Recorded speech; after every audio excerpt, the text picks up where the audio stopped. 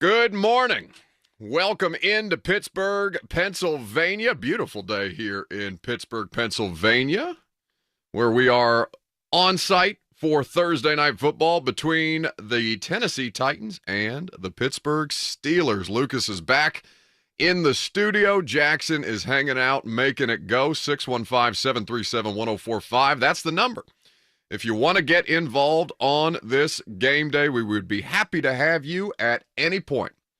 I'll be on the Zone TV stream here in just a second. Jackson is efforting my visuals, but in the meantime, the phone lines is how you can interact. Well, you can interact on the Zone TV chat. I'm just not physically there yet. Lucas, how are you? I am fantastic. Nice and brisk morning in Nashville. How's the weather in Pittsburgh? If it's warmer than Nashville, I'm going to be pissed. So what's the air temperature in Nashville? Because honestly, the sun is out, the birds are singing, people are walking around as if it's not 48 degrees, and this is commonplace for them. But yeah, it's about 48, I'd say. It's 43 in Nashville. Make that make sense. It was 28 degrees when I woke up this morning. That is unfortunate. I'm very happy to not be a part of that at all. The older I get, the grouchier I get when the weather becomes cold. Not a fan. What are you starting to get aches and pains and stuff like that? Do you need my friends at QC Kinetics? What do you mean the older you get, that the crankier you get when it gets cold? 28 the threshold for me. Okay, well, we will see if Lucas can survive throughout the course of the next 3 hours as we get you ready for this particular game.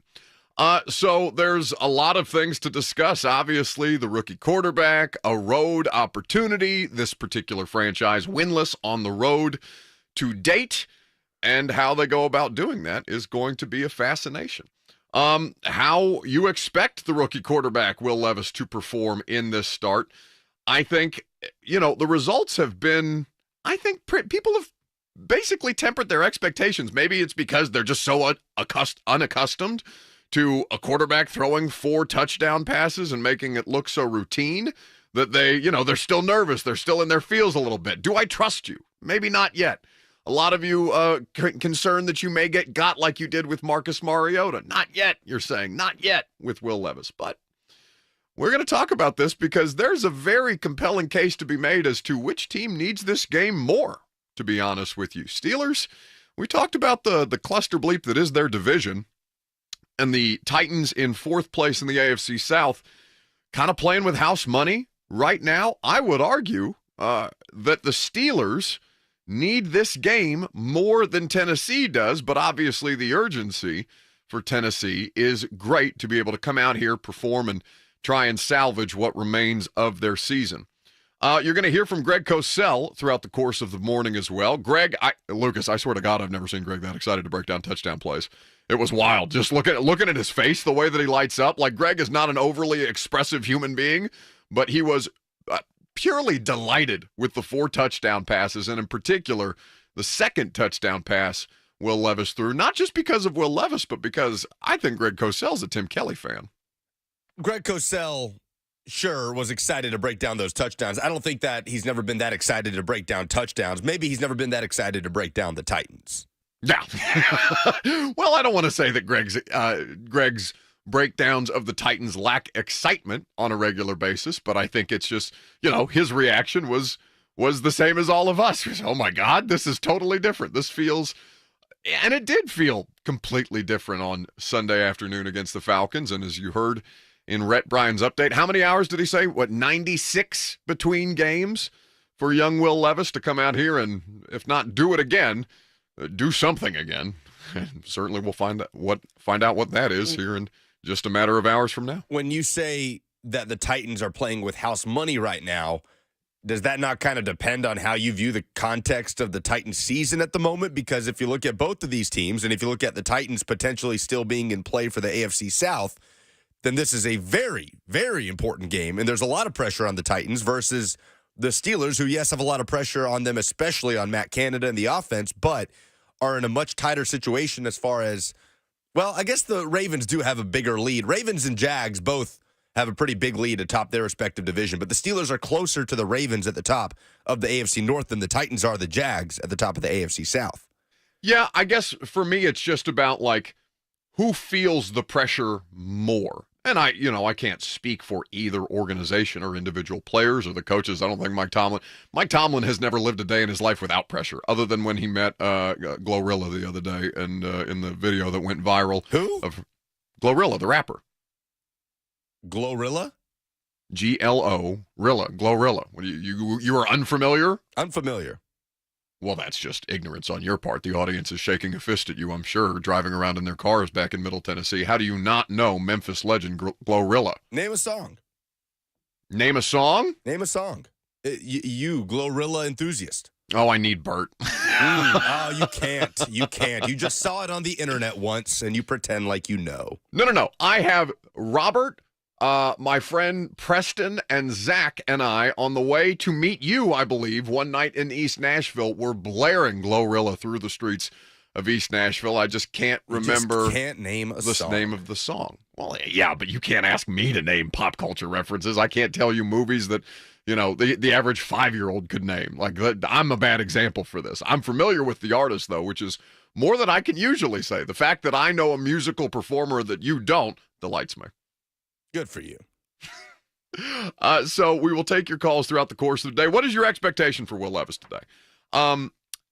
We talk about pressure being the ones who are chasing as opposed to being chased. So the Jags and the Ravens, as Lucas pointed out, top of the division. Titans at the bottom.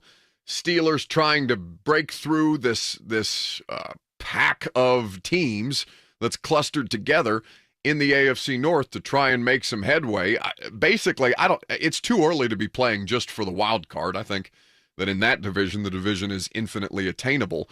But short weeks lead to wonky results more often than not. And the question is, who is capable of executing more? Who is the healthier team? And really, that's the game to me.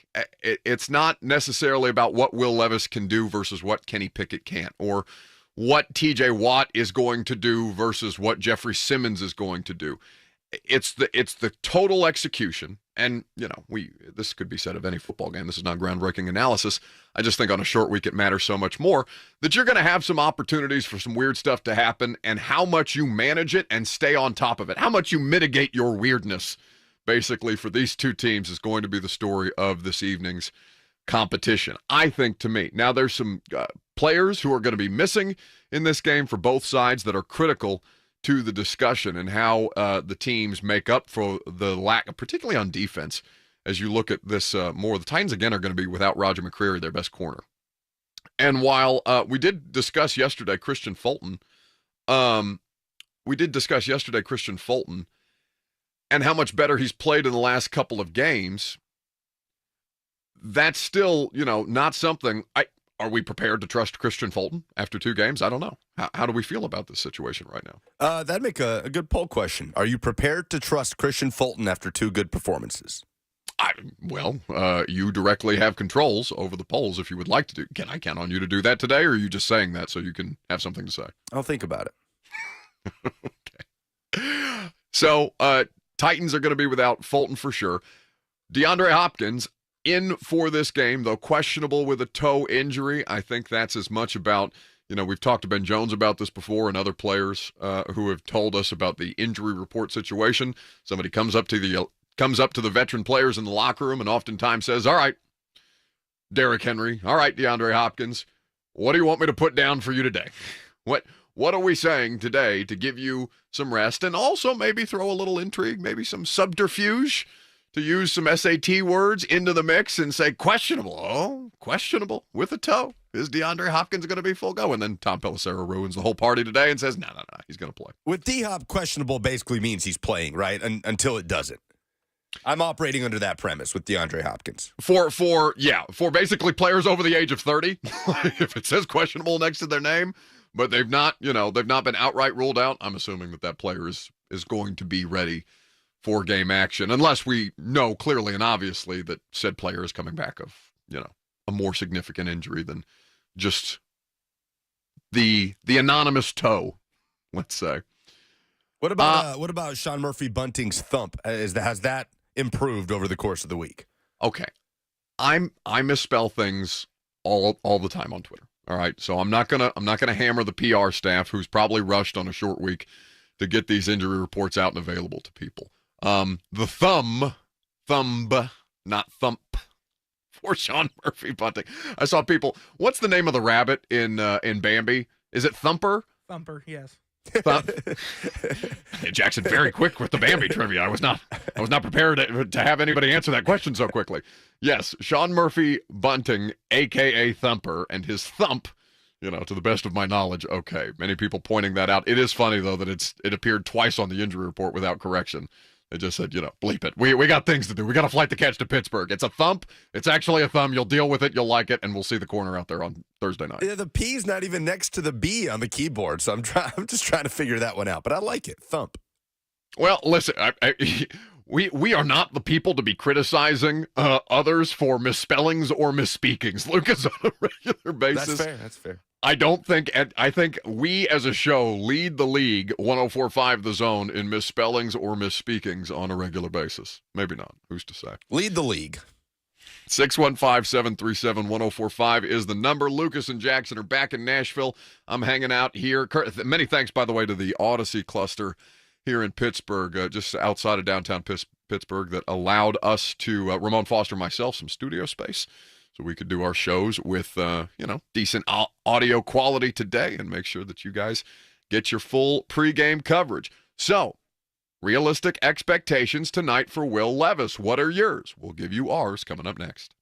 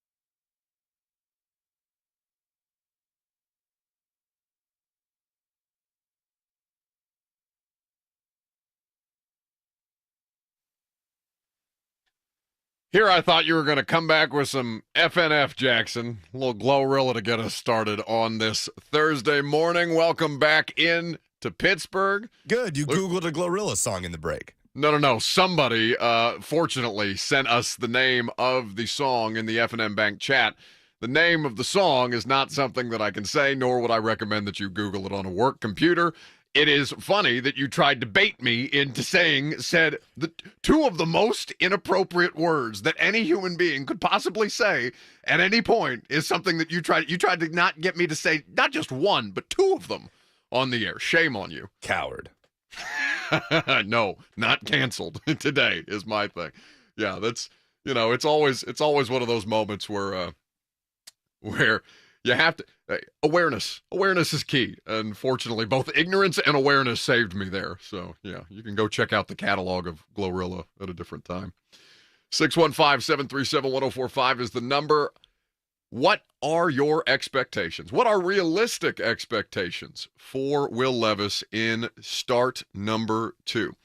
Which rookie quarterback of the four that we talk about between Bryce Young, the number 1 overall pick, C.J. Stroud, who went to the Texans. You got Richardson at 4 because, of course, Will Anderson went 3 to Houston as well. And then Levis in the second round. Hendon Hooker yet to play meaningful snaps, obviously, coming into the season, recovering from an ACL situation.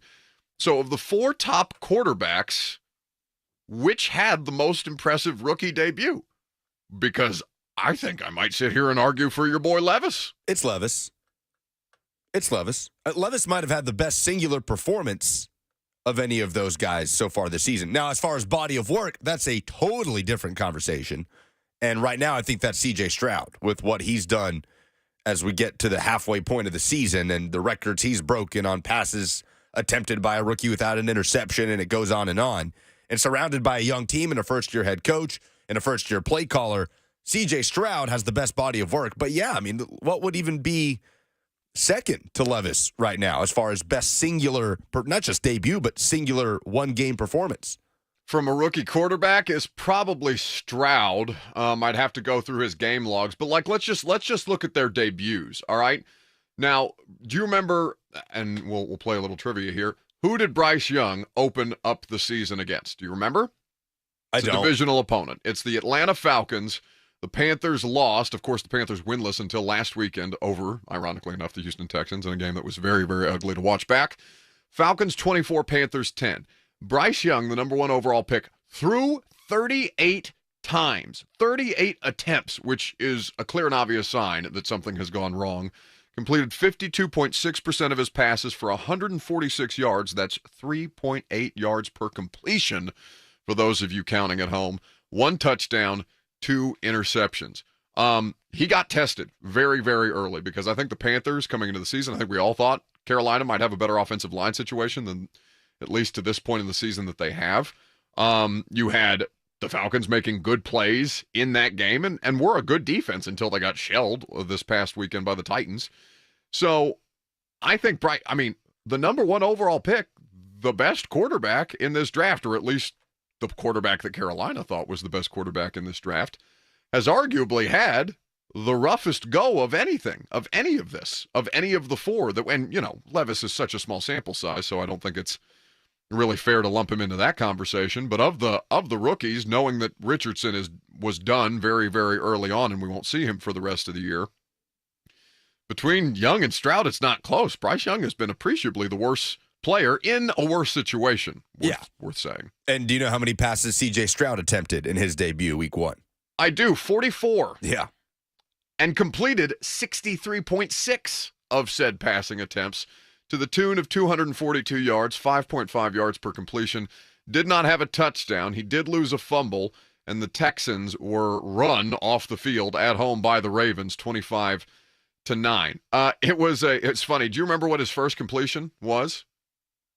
C.J. Stroud's? Yeah, it was a pass that was batted to himself. So C.J. Stroud, first. That's got to be the first time in NFL history that's happened. It doesn't specify in what I'm looking at, the 4 of them, that's the only time that's ever happened before. But yes, I would think that if it's not the only time, it's one of the few times that such a situation has occurred. But the Ravens they didn't really ever let the Texans come up for air. I think, he started to find a rhythm in the first half. Watching a little bit of that game back, Robert Woods is somebody that he has been leaning on throughout the course of the season, ironically enough, Titans legend. But C.J. Stroud, who has had the best, to date career of any of these rookies that's come into the league, C.J. Stroud had the second best debut of rookie quarterbacks prior to Will Levis. You wouldn't give it to Anthony Richardson? I would give it to Anthony Richardson pre-Levis.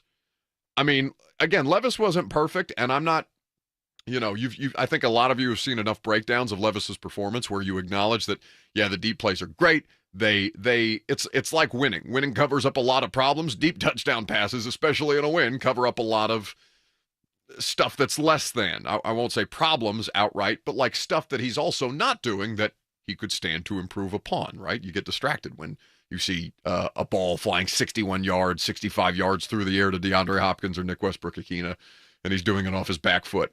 Richardson's debut in a 10-point loss to the Jags, so none of the rookies won their first game other than William Levis. How about that? He definitely has had the most eye-popping performance of any of those guys. Like Anthony Richardson has had moments and plays where you're thinking, wow, okay, that is what you're looking for with his legs specifically. C.J. Stroud's best performance, I mean, in the week 2 loss to the Colts, he attempted 47 passes, completed 30 of them, 2 touchdowns, no turnovers, 384 yards, but none of those guys have had the eye-popping type of deep ball performance that Will Levis had on Sunday. Right. Richardson was the best rookie debut of these four, or of these three, until such time as Will Levis made himself known to the rest of the NFL world. He was, I thought, decisive in his first game against the Jaguars. 64.9% of his passes. He also threw all of the rookies, I guess, trailing in this game, is the theme, trailing in their debuts.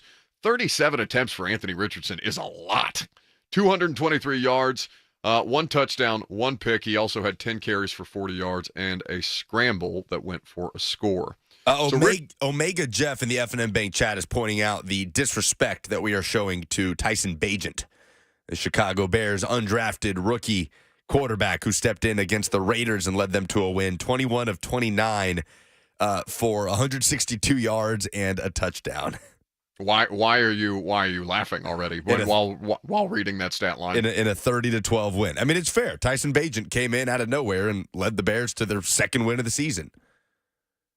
You'll forgive me if I'm unwilling to put the gold jacket on Tyson Bagent after his first career start. But if we're talking rookie quarterbacks, that is also a rookie. He wasn't a drafted player, was Nope. he? He's an undrafted guy? Undrafted guy. He didn't even play D1 football in college. That's right. It's like Shepherd University, I think, is the name of the university for Tyson Bagent. Anyway, somewhere in the hills of West Virginia, I want to say Shepherd University. Yep, the Shepherd Rams. How about that? So, okay, we can include Tyson Bagent. Will Levis also better. Will Levis better than Tyson Bagent in his rookie debut. So if we're talking about the 5, but like for this purpose, we're talking about the highly drafted quarterbacks, the guys who are looked at. Nobody is saying that Tyson Bagent is going to be an NFL, even a starter at this point in his career. After those games, there are different expectations. He could turn into one. I have no idea what Tyson Bagent is going to be in his career, but this is entirely too much time spent on a player who was not picked in the top 2 rounds of the NFL draft, given the kind of expectations that we all have for Richardson, Stroud, and Young. Are there different expectations for Levis just because he wasn't a first-round pick?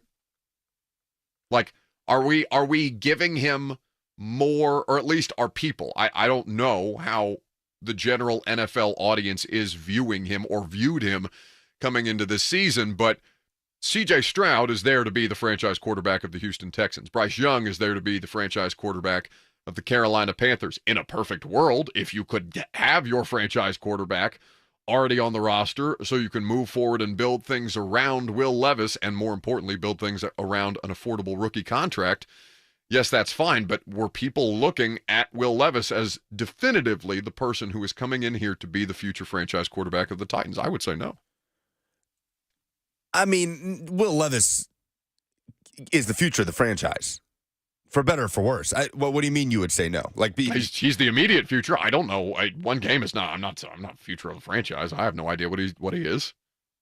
No. The short-term future of the franchise absolutely, unequivocally hinges on Will Levis. I don't understand. You bring in a second-round pick at quarterback who you tried to trade back into the first round to get, that everybody had a first-round grade. Yeah, absolutely people are definitively looking at Will Levis as the future of the franchise, for better or for worse. I did not. Like, I in the same way that I looked at Malik. Like, I didn't think Malik Willis as a third-round pick was the future of the franchise. I think totally different situation. Totally different. I largely agree because of where the players were at their respective careers. Like, Malik was way more of a flyer. Like, a third-round pick on a quarterback is way more of a, hey, if this works, wouldn't that be great? Like, this guy's got high-level traits. Whether it translates to the NFL level or not, we'll find out. Thus far, it has not, but we'll see. He's not, his NFL career does not end just because Will Levis is the starting quarterback here for the foreseeable future. But, I mean, the organization, I'm talking about outside optics. The organization drafted a player that they thought could be the future of their franchise, that they intended to be the quarterback solution for the franchise. Whether or not that is so is what they are trying to figure out, what they have to figure out, and why playing him at this point is so particularly critical. I can look at that and see what they want, but also acknowledge there is not nearly enough information for me to look at Will Levis definitively as anything but this franchise's immediate. Because if it all goes to hell, and I have no idea whether it's going to or not, none of us do. But in a world where the bottom falls out and all of a sudden it's 4 interceptions instead of 4 touchdowns, are we going to be having the same conversation come, tomorrow morning that Will Levis is definitively the immediate future of this franchise? I don't think that's so. Well, then I think we're having 2 separate discussions. Are we talking about the intention in drafting Will Levis at 33 overall, or are we talking about what we expect of Will Levis's career? Because, yes, the conversation is going to change based on his performances, but you drafted Will Levis 33rd overall to be the future of the franchise, did you not? Oh, no, not based on the conversation. You remember I read you some of the text that I was asking people, like the night that they drafted him, saying, okay, make this make sense. And I'll paraphrase because my text delete after 30 days for storage space reasons. But what I was told was that, so I said, why? Like, what's happening here? And what I was told was not top draft capital for a player with big time potential.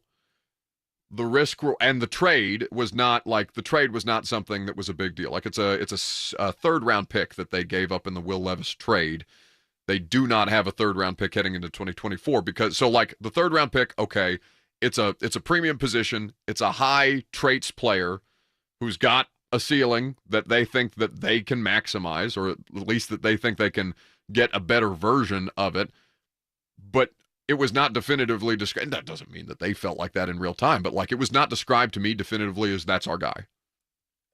Did they not try to trade back into the first round to get him? Yeah, for sure. So to me, that is what that is. I'm not crowning the guy. I'm not saying Will Levis is going to be the franchise quarterback of the Titans and lead them to champion. Like, crowning him and talking about the intention of drafting him is completely different. You drafted him to be the future of the franchise, right? Now, the rest is TBD. You have to determine if he is developing quickly enough to do those things, obviously. But the intention in drafting him with a new regime, drafting him after you took a quarterback in the third round a year ago, absolutely. How could you say anything other than the intention is for Will Levis to be the franchise quarterback of the Titans? They had a first-round grade on the guy. 615-737-1045 is the number if you would like to jump in on the conversation. We'd be happy to have you at any point. What do you expect from him tonight? Because my expectation for him, let me say this. My expectation, and we've talked about this all week long, is that both quarterbacks are in for an unpleasant experience. I think this is going to be a much different scenario for Will Levis and, frankly, for Kenny Pickett, although Kenny Pickett has seen more NFL defenses in his life. In his short NFL career thus far, I think that both quarterbacks are going to look less than because of who they're going against. Can you tell me one thing that a rookie quarterback has never done in Pittsburgh in prime time, in front of a primetime audience? One. One. Yes, the answer is one. Rookie quarterbacks are 0-5 at the Pittsburgh Steelers in prime time. So, however, if the Titans win tonight, however it gets done, if Will Levis throws 3 picks and the Titans are able to rush for 200 yards and sack Kenny Pickett 7 times and sneak out of there with a 13-10 win, Will Levis will go back-to-back games in making history as being the first starting quarterback as a rookie to win in Pittsburgh. So just kind of put that in your mind going into this game as some context on the lack of success that rookie quarterbacks have had in Pittsburgh, regardless of if prime time or not. But in prime time, rookie quarterbacks 0-5.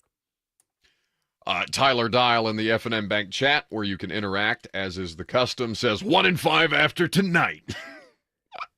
I mean, I have no idea. I have no idea. I wouldn't have told you that he'd come out looking like that against the Atlanta Falcons last week. So maybe Will Levis is like Jeffrey Simmons and Arden Key were debating back and forth between themselves. I don't know who discovered him first, but perhaps Will Levis is him. We'll find out tonight, I suppose, or at least we'll have a better idea. And by the way, if he struggles, that's okay. It's not. There should be nothing definitive, and I felt this way about Malik Willis. I feel this way about Will Levis. You cannot discern anything definitive about this particular player in their first couple of performances. Will Levis is being put into a vastly better situation than Malik Willis was, and frankly, I think up and down the Malik Willis situation has been so poorly handled by that organization that he's a professional athlete. He's I'm sure he's fine, and he doesn't need people's pity. But like the more that I think about how this has gone for Levis versus Willis, the more that I just come away feeling kind of bad for Malik Willis.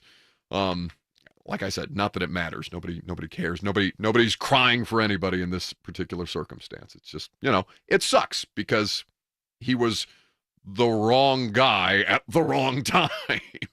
And Will Levis, I don't know whether he's the right guy at the wrong time or the right guy at the right time. I don't know how this is going to look, but I know that the mismanagement of the situation, coupled with how unfortunate last season got and all of the injuries that transpired to put Malik Willis into that circumstance, it just feels like he's one of the guys, one of many across many NFL careers that has been done a bit of a disservice. But he's also gotten opportunities, right? He has gotten so many more opportunities. Think about Josh Dobbs. Josh Dobbs is such a great example of this. Josh Dobbs has been in the league since 2016, Lucas, correct? He was drafted in 2016? No, 17. 2017. Still, it's been a considerable amount of time for Josh Dobbs in the league. Does anybody remember what Josh Dobbs' first career start was? Yeah, it was the Cowboys, and Malik Willis had more career pass attempts than Dobbs before Dobbs' first start for the Titans. That's right. Drafted in 2017, his first career, he's had opportunities to play, but really not that many because it's not like Roethlisberger missed a bunch of time. Drafted in 2017, your first career start is in 2022, week 17, no less, of 2022. And Malik Willis has already played in 9 games. So, there have been opportunities, whether they were good opportunities or not, remains to be seen. We'll get to the phones here in just a second. Your phone call's coming up next. We will also let you hear some Greg Cosell audio of this particular quarterback, the work that he's doing, and how much Greg Cosell is enjoying the Tim Kelly experience. The difference between the Titans and the Steelers, though, organizationally, these are two teams that are very, very familiar with each other, going back across their respective histories, and we'll discuss where they are in present day before they square off on Thursday Night Football tonight.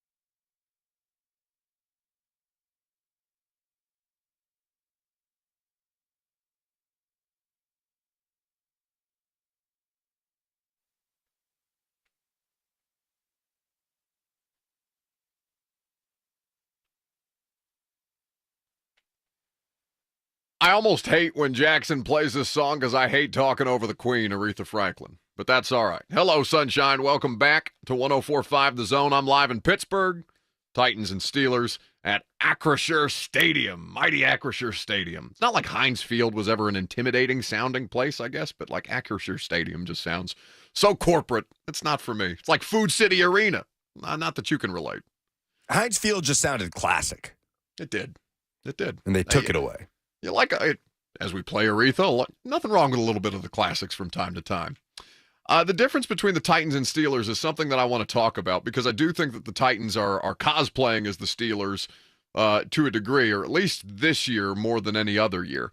But I do want to bring up a couple of the comments that I've seen in the F&M Bank chat about, do you feel that, and you be a better gauge for this, you and Jackson, than I, do you feel that we have been too much on the idea of getting people to temper their expectations about Will Levis? Because there's been a couple of, I want to point out, let's see, Chad in particular, Chad Casual, who says, I'm frankly tired of hearing about how I should temper my expectations so much for Will Levis. I'm hearing more of that than the expectations that need to be actually tempered.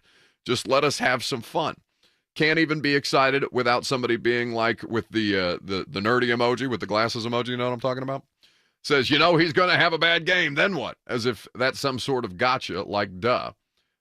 He's frustrated that, we're not, I guess we're not letting people have enough fun with this. Was Sunday not enough fun for you that we have a week to talk between? How much more fun do you need, Chad, to be able to I'm not taking anything from Sunday away from you. I'm not taking any of the feel good that you got from Sunday away from you. I think the reality that most of us are just facing is like, okay, yeah, do it again. Like, it's not about the fun. It's like how players react at the podium, right? What did my Will Levis say? I think he asked us what time it was in the press conference, and I think we told him it was about 3:48. And he goes, okay, well, like Mike Vrabel says, I've got 12 more minutes to enjoy this, and then it's on to Pittsburgh. Like. That because they look at it that way, I think that's the way that a lot of us process it who are talking and writing and, analyzing all these things. The way of the NFL is, okay, and now what? Recency bias. Nobody's taking your fun. Nobody's saying you can't have fun. But for us to sit here and do the, okay, how much more fun can he be type of thing, like whatever. I think that is at least the biggest difference between the way that a lot of fans are talking about it and the way that a lot of discussion around Will Levis has gone about this week. It's okay to be excited about what Will Levis did on Sunday. Like, sure, nobody's telling you can't be. Yeah, check your pulse if you're not. If you're a Titans fan, you just watched your quarterback literally make history, one of 3 quarterbacks in NFL history to do what he did on Sunday. And it's just a coincidence that one of the other 2 also played for this franchise in recent memory. But it's also okay to be measured and understand what he's going up against with that defensive front and the challenge of that quick turnaround, and now the tape that is out on Will Levis. And how does he handle that, what the Steelers throw at him? And what kind of impact does Minkah Fitzpatrick's absence have on that? But Mike Tomlin and the Steelers staff are going to approach Will Levis probably differently than the Falcons staff did defensively. So it's okay to be excited. You should be excited. It's also okay to be measured, but not trying to condescendingly tell people, like, all right, quit talking about Sunday. Like, keep your powder dry. We just got to. It's okay to be excited, but it's also okay to be measured and understand he's got to do it again. I think it's just my tone. I think I'm naturally condescending. Like, there's nothing I can do about it, Chad. It's just the way that I sound. It's like my face. There's nothing I can do about my face. There's nothing I can do about my tone. Puka on the F&M Bank chat says, even if Levis just looks decent tonight, he should get 4 games.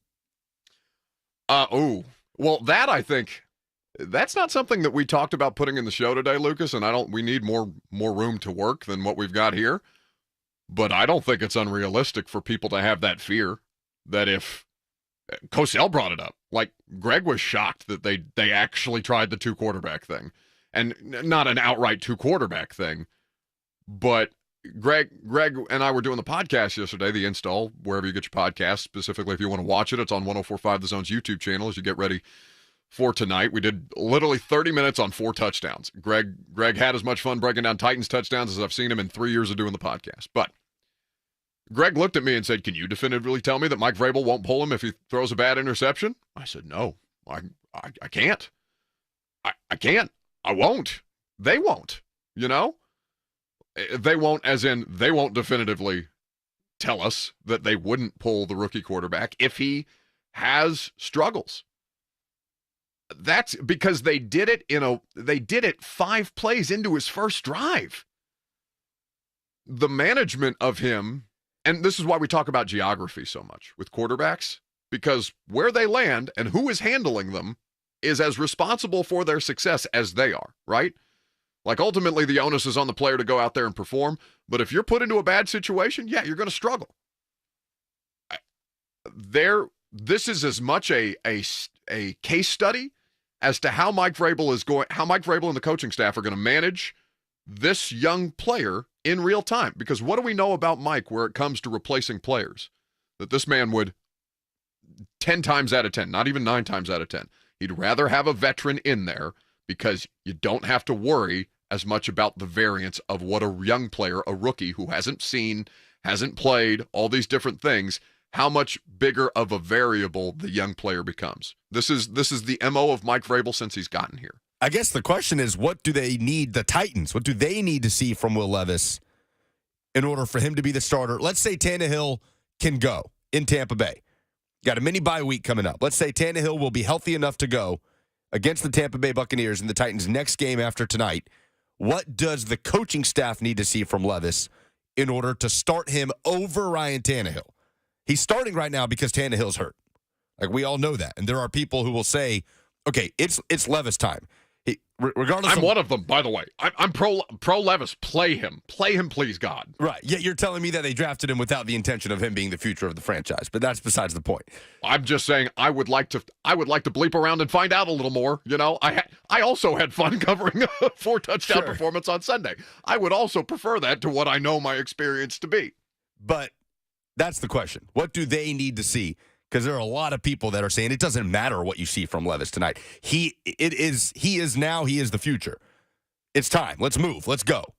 Like, we're wasting time if we are going 1 step forward, 2 steps back. If Will Levis has one bad game when we put Tannehill back in, knowing that, I mean, is it too strong to say that the Mike Vrabel and Rand Carthon era hinges on Will Levis? On what happens with Will Levis? Like, you can tell me you can tell me all you want that they didn't draft Will Levis with the intention, the idea that this is our franchise quarterback, but they did. They didn't take a flyer on Will Levis. Like, 86 overall, Malik Willis in the 3rd round. It's flyer. Hey, this guy dropped to us. Yeah, let's see what happens. It's going to be a long road. Let's see what we got. That's not what happened with Will Levis. Totally different. I think there are a lot of people that are of the mind that if Will Levis does not pan out and cannot lead this franchise to success, then that's it for Mike Vrabel and Rand Carthon. That was their shot at bringing in a franchise quarterback and building around him. I think you're conflating those two together more than you should. First and foremost, like, both of them, I don't think they're quite such a package. The thing that links them, of course, is Levis. But I don't think that it's definitively both of them, one versus the other. Vrabel, man, it's a great question by you. Like, let's do hypotheticals. If this becomes Will Levis, the one thing that Mike Vrabel doesn't want to do, you want to do some hypotheticals? Well, okay. Mike Vrabel doesn't work in sports radio. We're allowed to do this. If Will Levis takes over, he takes the reins of this offense, and it looks good early, and there are flashes, and then it sputters, and the Titans end up, 3-14 in 2 years. You're telling me that Mike Vrabel is as safe then as he is now? No. It very, very, very much has a ton to do with what happens with Will Levis. The guy that Vrabel, as a decision maker, alongside Rand Carthon, the guy that they are investing in. Malik Willis is not the guy they are investing in. That's the guy John Robinson invested in. Why are you so upset about this? I'm just still stunned at the way you dismiss the idea of the Titans drafting Will Levis to be the franchise quarterback. Like, that wasn't the intention. Like, they just thought, oh, yeah, let's grab this guy in the 2nd round, see what we got in him. Rand Carthon didn't know that he drafted 6 straight offensive players until somebody told him. So, like, I think that you are applying a lot more definitiveness to this unscientific process. That there's a lot of work that goes into it, and you are correct that they are not just taking a flyer on the 33rd overall pick. It's basically a first rounder. Hell, it would have been a first rounder had the Dolphins had a first round pick this year. And as you correctly noted, they did try and trade. I know they called Minnesota about trading back into the first round specifically, among other people that they contacted. They called the Vikings trying to get back into the round. But like it's a debate that we need more time for, because Carthon and Vrabel being inextricably linked by Levis, I think there is more burden on one to make this work than the other. And I think the burden is way more on Mike Vrabel than it is on Rand Carthon right now in his first year. 615-737-1045 is the number. If you want to jump in, we'd be happy to have you. We will get into this throughout the course of the morning as we broadcast, or at least as I broadcast live from Pittsburgh. The boys are back in Nashville. You're listening to 1045 The Zone.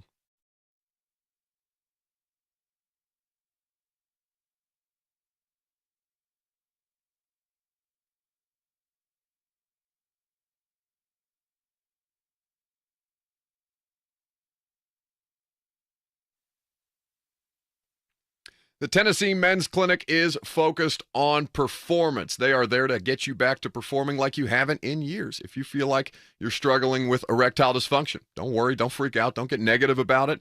Just make sure that you have the proper support system in place. The Tennessee Men's Clinic is there for you. They have helped thousands of guys in this area work through ED issues, and they will help you find the treatment path that makes the most sense for you as the individual, because no one size fits all. The TennesseeMen'sClinic.com is where you can go to learn more information about their great processes. They have 2 locations to serve you, downtown Nashville and in Cool Springs. That's the TennesseeMen'sClinic.com.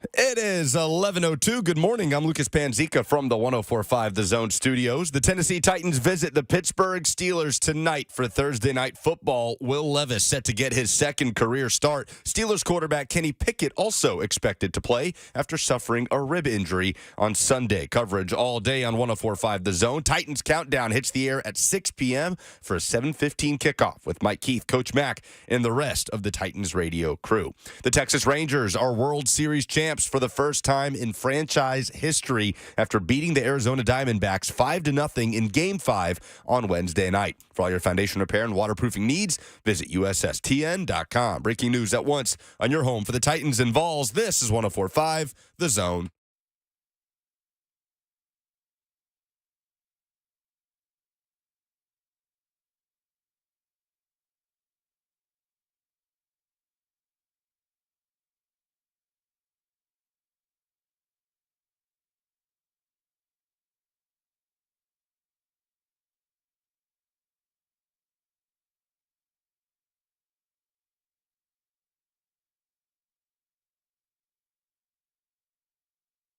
Second hour, show is flying by. Welcome in on this Titans Steelers game day. I'm live in Pittsburgh. Lucas and Jackson back there in Nashville. A beautiful day for a fun football game that we are going to see play out in prime time.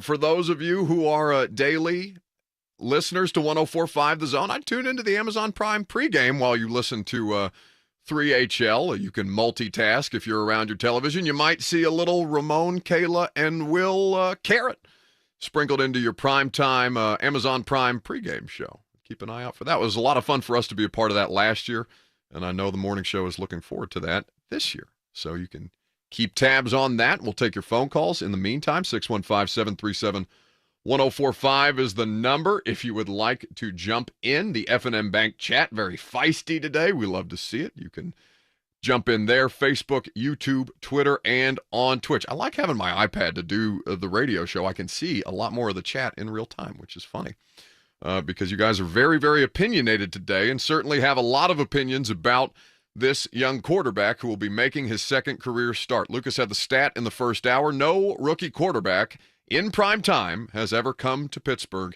and win. Do you happen to have the names, the list of names of rookie quarterbacks? Because that is a fascinating stat. I'd be curious to know who are these quarterbacks that came in here without success. And, given that none of them have won, I guess it doesn't really matter that much. It could be a bunch of different names. It could be Hall of Famers for all we know.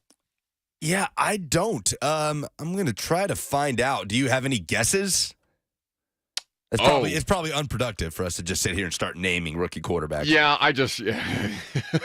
if we had names to read, definitively names to read, then we could do that. But I don't think it's worth the time to guess. But Will Levis, with a lot of scrutiny, I don't know that there's a lot of pressure on him necessarily. I mean, there is inherently pressure in all of these jobs. Like, this is a pressurized environment. Pittsburgh is going to be raucous, but I've had this brought up to me a lot this week, Lucas, that he's going to be playing in a hostile environment. Like, this man didn't play in SEC night games before with 20 to 30,000 more people on his neck in opposing stadiums. Like, I love covering the NFL.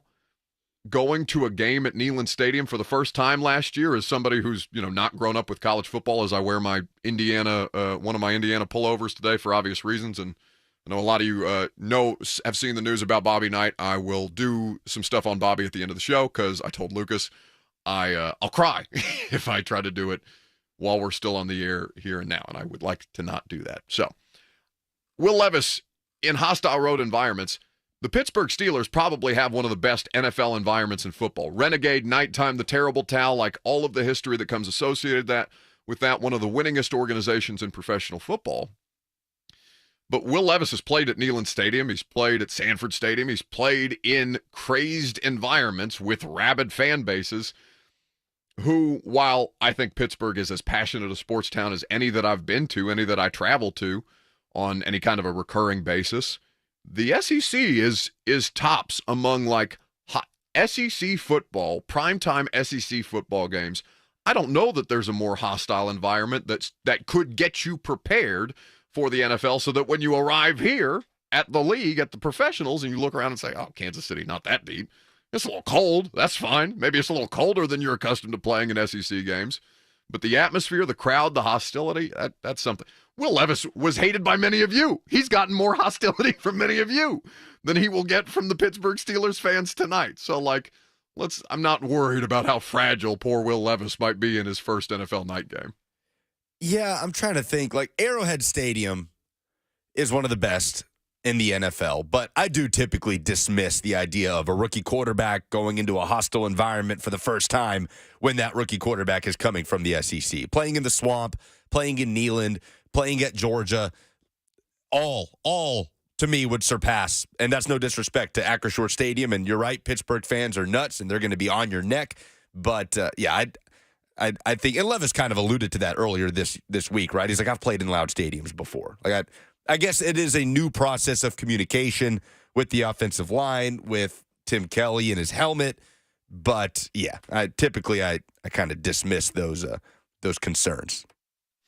It's always funny when we have the Two Americas conversations around here, and I always love when the chat points out our blind spots in the Two Americas conversations. I feel like this is a different version of the Two Americas conversations where NFL people or just NFL fans, and it's rare that you find just an NFL football fan in the Southeast that's not also an SEC football fan, but like taking Lucas to the Combine for the first time this year, and you being, I don't know if it was more shocked or disgusted by how little a lot of NFL reporters know actually about college football or pay attention to college football before these guys arrive at the podium in the pros before they get drafted. But like, there is always a disconnect, I think, between people who are primarily NFL versus people who also consume Power 5 football on top of, which is, I think, the vast majority of us. I mean, the vast majority of us watch college football and professional football, but those who are tasked with covering it, I think there can be a Two Americas type situation in an NFL locker room among media for sure. Now, with that said, the Titans have obviously struggled on the road offensively. Oh my God, yeah, I struggled on the road, but they are winless away from Nissan Stadium. What is the thing that keeps coming back around when they hit the road? Like, I'm trying to pinpoint why it has been so night and day, because 3 games at Nissan Stadium? Like, put those offensive performances up alongside what they've done away from Nissan Stadium, whether in London or in Cleveland or in New Orleans. It is night and day. Why such a big difference? What is the thing that is it that the best defensive fronts they have faced this year have happened to be on the road in Cleveland and in New Orleans? Like, maybe that's got something to do with it. It seems like the offensive line's worst performances have certainly come on the road, definitely in the Cleveland game. But yeah, it really has been a wide gap. New Orleans is a wild place to try and be effectively. New Orleans is a crazy environment to open a game with. Yeah, oh, for sure. SEC with type a new environment. offense, with a new offensive line like New Orleans in the Dome. That is as raucous as any that I would put up there with the Kansas Cities, with the Buffaloes. Green Bay wasn't even that loud. And again, the Dome makes a difference. It's deafening during those games, and much less to have to perform complicated, like recite complicated play calls, and you go quiet count on a regular basis out there, silent count out there on a regular basis, and a new offensive line that's getting punked. Like, there was a lot of things that happened in New Orleans. So let's almost separate week 1 from the rest of this, okay? Because while Tannehill hasn't played good football consistently this year, he hasn't had a New Orleans-esque meltdown. I mean, I can't think of anything beyond the Bengals that felt as much on Ryan Tannehill, singularly on Ryan Tannehill, as was that New Orleans loss. You lost that game by a point. Cleveland, you were never in it. I don't even think you can put the road games in the same bucket. New Orleans, you were a point away, and you killed yourself at almost every given opportunity. Every opportunity that you created for yourself, almost every opportunity that the Saints gave you. You blew that one. And Ryan Tannehill, specifically, you can assign blame to Ryan Tannehill in that game more than any other game that he had played in, to the point where he got hurt. Cleveland, they had nothing. Like, they could not get into anything offensively. The defense kept them in it for a while, but then even they would have these unseemly busts, right? That's where the Christian Fulton well, I guess Christian Fulton's struggle started in New Orleans technically with the injury and the chunk plays that they were giving up there. But there was a lot of different things that conspired to doom them as an entire football team in Cleveland. Baltimore in London, man, what did we come away saying was the biggest issue for the Titans on that day? They didn't get pressure on Lamar. They didn't get real pressure on Lamar. Lamar's hard to deal with anyway. He's playing, if not for the existence of Patrick Mahomes, Lamar Jackson would absolutely be my MVP vote through the first half of the season. I think we came away talking a lot, as much about the red zone offensive struggles after that game as any game this season. Yeah, the red zone. I mean, and then there is the red zone, which is the common theme and the thing that we talked the least about this past Sunday. Because why? They're throwing touchdowns from 33, 61, and 47. They needed one trip to the red zone. They capitalized on their one trip to the red zone with a 16-yard touchdown. So I don't want to assign more blame than necessary to the quarterback. But I do think that the quarterback has a lot to do with the struggles that they had. The life that Levis breathed into the entire team that was palpable to all of us who were in attendance on Sunday at Nissan Stadium. Ryan Tannehill isn't the reason that they lost 4 road games to that point in the season. But I do think that a lot of the common theme revolves around the offense's inability to operate and the quarterback and the level of duress that he was under. 615-737-1045 is the number. If you want to jump in, we'd be happy to have you. Well, I promise we'll get to your phone calls. I know we are going back and forth amongst ourselves. Lucas is in studio. Jackson is back there making the show go, and I'm hanging out in Pittsburgh live here on 104.5 The Zone.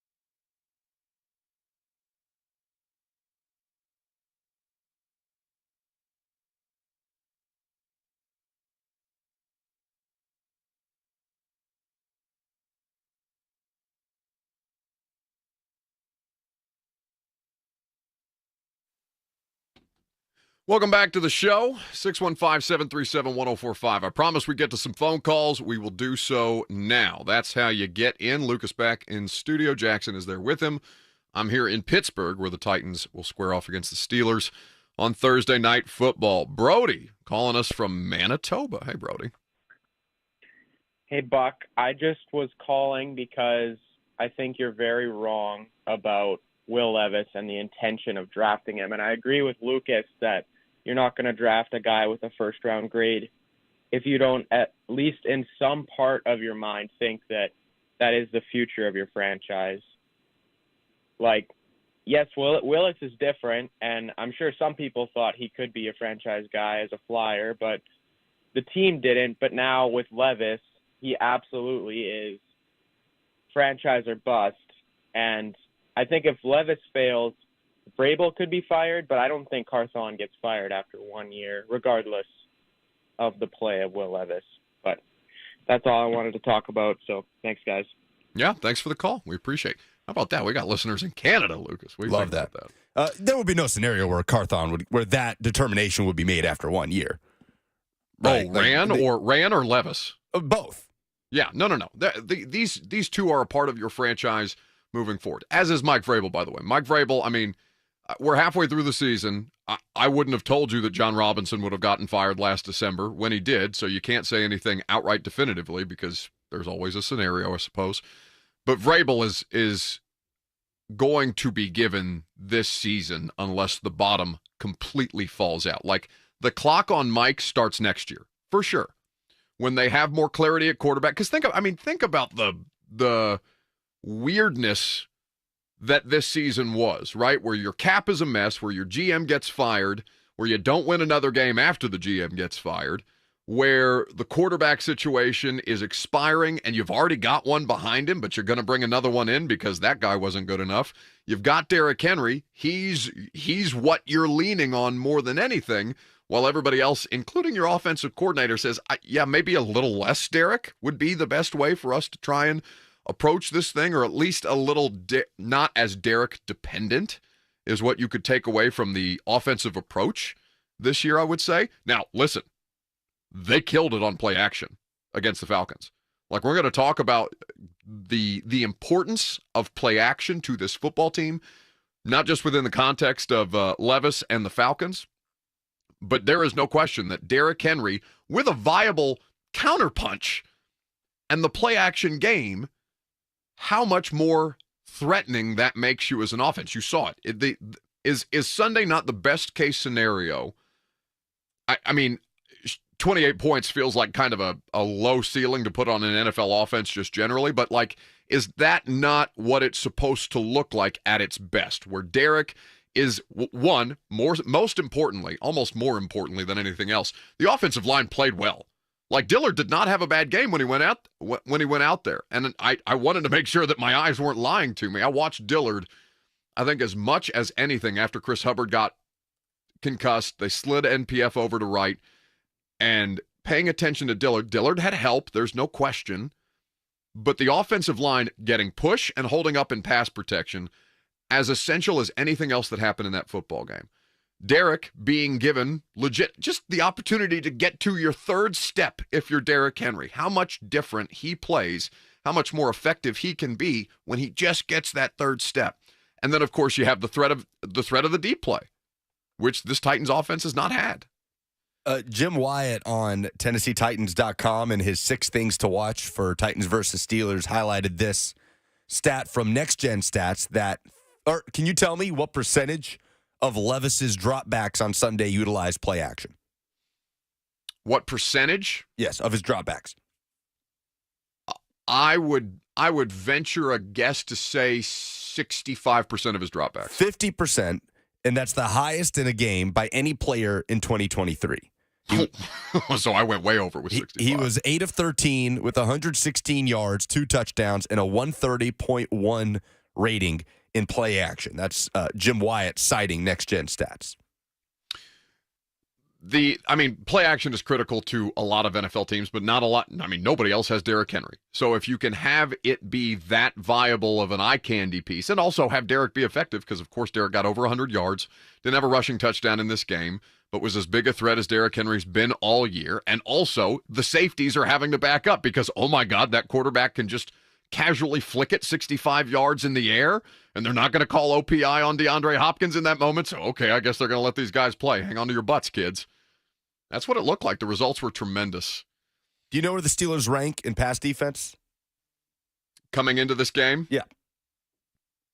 Are we talking...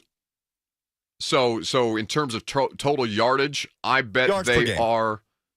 I'm just going to say top half of the league. Bottom 10. Bottom 10. They allow 245 pass yards per game. That's 24th. The Steelers' defense hinges on the front, right? They're elite at forcing turnovers. They forced the second most turnovers in the NFL this year with 15, specifically sacks and forced fumbles. I mean, they're 11th in the league with 7 interceptions, so most of their takeaways have come from hitting the quarterback. I think often it runs counter to how a lot of people think about defense, because I think a lot of people would have thought the Titans' passing defense would have been better than 32nd overall last year because they've got the front that they do. They get the pressure that they do. Yeah. But also these explosive plays kind of haunt you. Again, the Titans gave up a 52-yard gain late in that game on Sunday against the Steelers that concerns you. Against the Falcons. Against the Falcons on Sunday, that gives you that little bit of, okay, it's not perfect. Because I asked Vrabel about the defense specifically. We'd asked, I think 15 questions about Levis before I think it was time to move on. And the front obviously got to Ritter 6 times, brought him down 6 times, 6 sacks. They had a few more quarterback hits than that. They were disruptive. Jeff forced a fumble. They recovered it. It was as good a performance as they had. And Vrabel still came away from that, at least in the immediate post-game press conference with us on Sunday night, saying, yeah, but we're still letting them in games. He didn't say this, but they still allowed 23 points to Heineke and Ritter in some form or fashion, even if Ritter was really struggling to get that thing going in the early stages, and whether he was benched for performance or concussion evaluation, whatever it was, Heineke came out there and gave them a legitimate chance to try and win that game. Well, they were able to stick around, right? Yeah. And what have the Pittsburgh Steelers done all season? Stick around. Well, what did Golick Jr. say yesterday? Fourth quarter, Kenny. They're 4-3, which when you look up and down at the Steelers statistically, I mean, they're bottom 3, bottom 4 in almost every major offensive stat. They're almost bottom 10 in a lot of defensive categories. They're really good, obviously, at sacking the quarterback and forcing turnovers.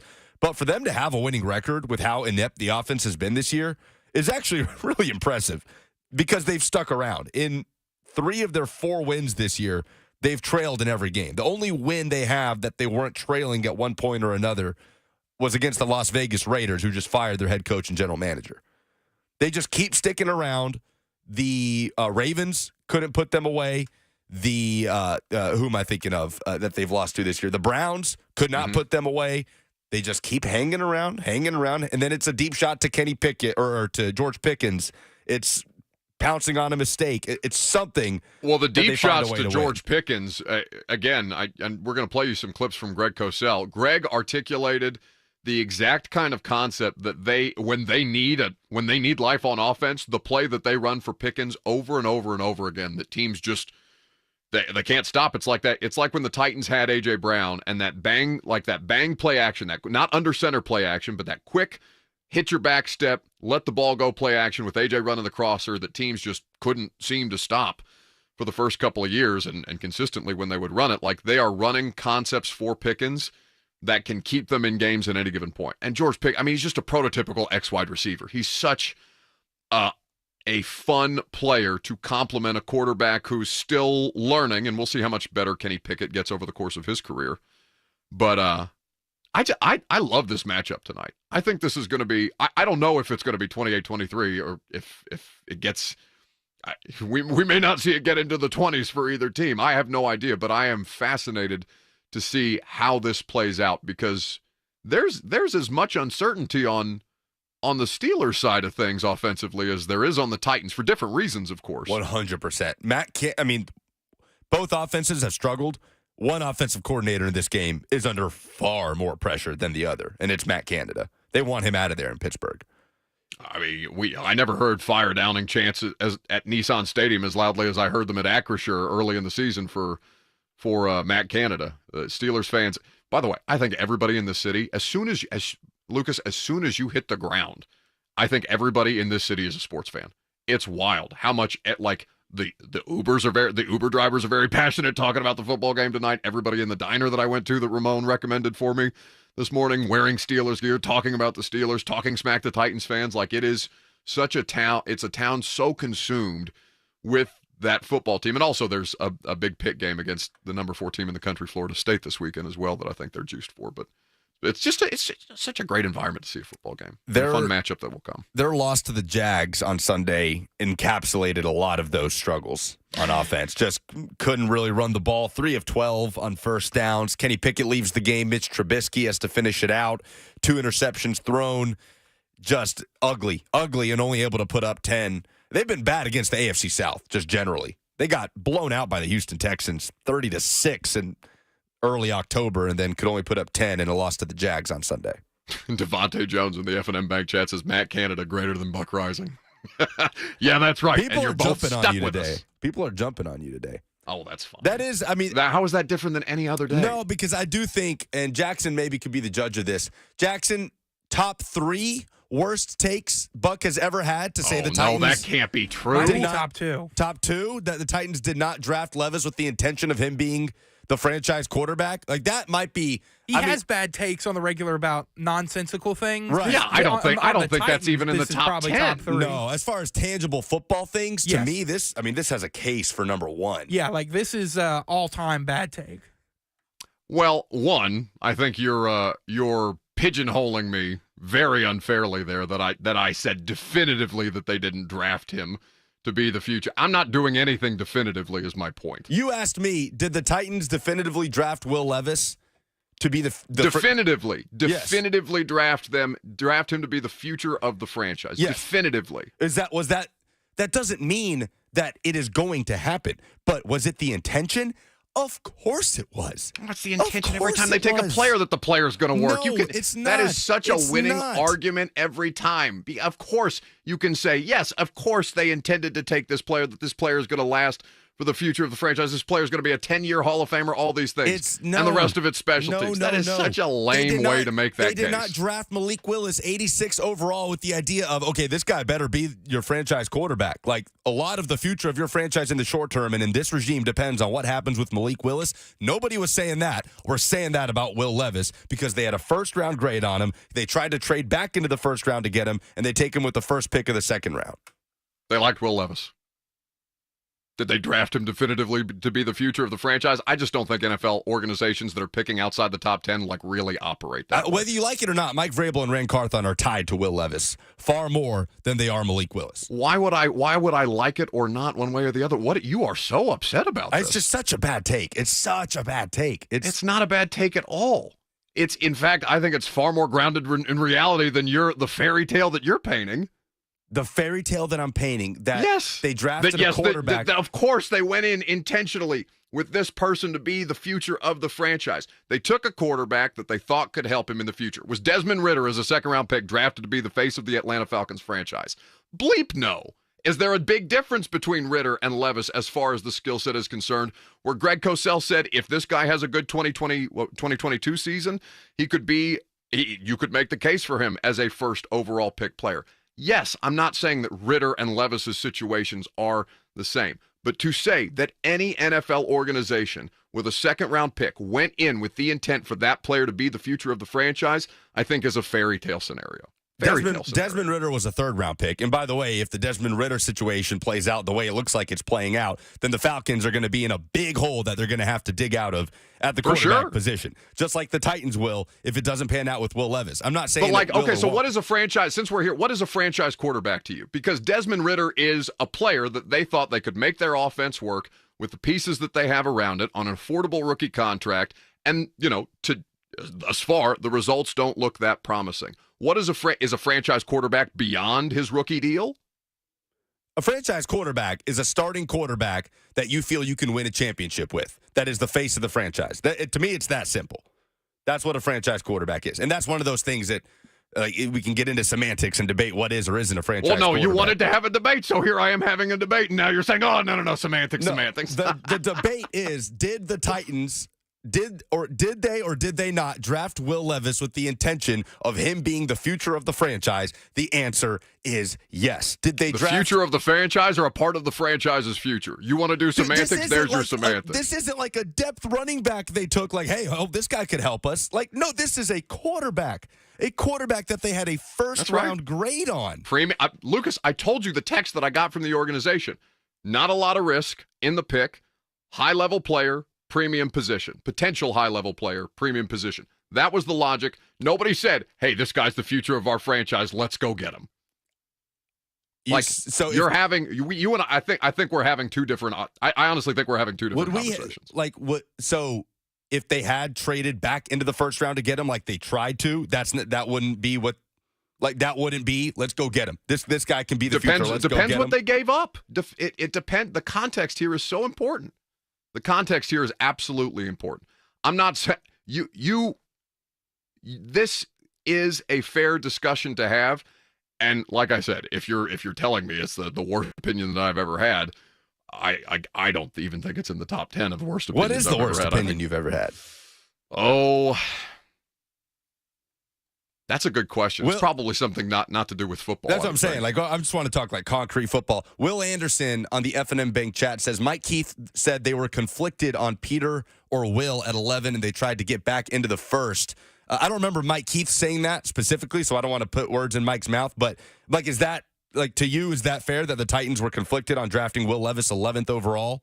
No, I don't. And listen, Mike Keith knows infinitely more about that. We don't know. I don't know where that quote comes from. Let me make sure that I know. But the conflict was about, can we actually get up there to get C.J. Stroud, not about Skoronski or Levis at 11.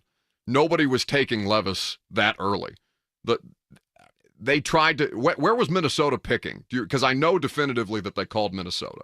Oh, so again, like they took I'm not Addison, saying right. That wasn't Addison the first receiver taken. So wasn't that late teens, early 20s, late teens? So not an inconsequent, not that much further down. But once Skoronski got there, that's a 10-year. You want to talk about foundational pieces for your franchise? Peter Skoronski is far more of a franchise player in this scenario than Will Levis is. So you think the future of the franchise hinges more on Peter Skoronski than Will Levis? No, but those are two different conversations. Hinges and how they're viewed or how this draft process went about, we're having two different conversations. No, you're talking yourself in circles. My conversation is very, very simple, that the Titans drafted a guy they had a first-round grade on to be the franchise quarterback. That's my conversation. We are having two different conversations. That's why it's going. Then join this one, won't you? No, because this one is dumb. 615-737-1045 is the number. You can jump in at any point. Jackson texted me and said, who is on the line? Let's go to Sam in White House. Okay, thank you. You can see the phones. I can't. Hey, Buck, how you doing? Good, bud. Hey, what is wrong with you? Just got a question for you. A lot. I know, I get that. I think your worst take ever is probably when you said the Titans shouldn't give Derrick Henry a long-term deal. That's it. Top five. That's the no. That's the one. That's the one. That's fantastic. Yeah, that's the one. When so that was Deion Lewis. That was the Deion Lewis year. So it would have been 2019. I'm still right about the running backs, by the way. I just got the player wrong. That I am so entrenched in that position. Hell, the NFL is entrenched by that position. The Titans have the one player that could make me eat it worse than any other, and that is absolutely the most wrong I've ever been in my entire life. You are correct. No, that's all I had. Thank you, guys. Thanks for the call. Sam. So Lucas, I was making jokes about. They had us fill out like a survey a little bit for work about things that you know. What would your superpower? I don't know really what the intention of it was, maybe to get to know us a little better as individuals, but like, what would your superpower be? What motivates you personally? What motivates you professionally? And the last question on there was, what do you most want to be remembered for? And I said the thing that I most want to be remembered for, hopefully it's not that awful Derrick Henry opinion that I had in 2019 when I said that they should absolutely not give him a second contract because he's a running back. Yeah, that or the Deion Lewis one. What's the Deion Lewis one? That they should build their offense around Deion Lewis? Oh, that was Greg Cosell's. Oh no. That was Cosell's. That's a tough one. It's not as bad as mine, but it's a tough one. All right, coming up next, what are we doing coming up next? We're going to continue to talk about this game. Take a look at the Heisman Watch. Do a little college football on this Thursday. I'm Buck Rising. It's 104.5 The Zone.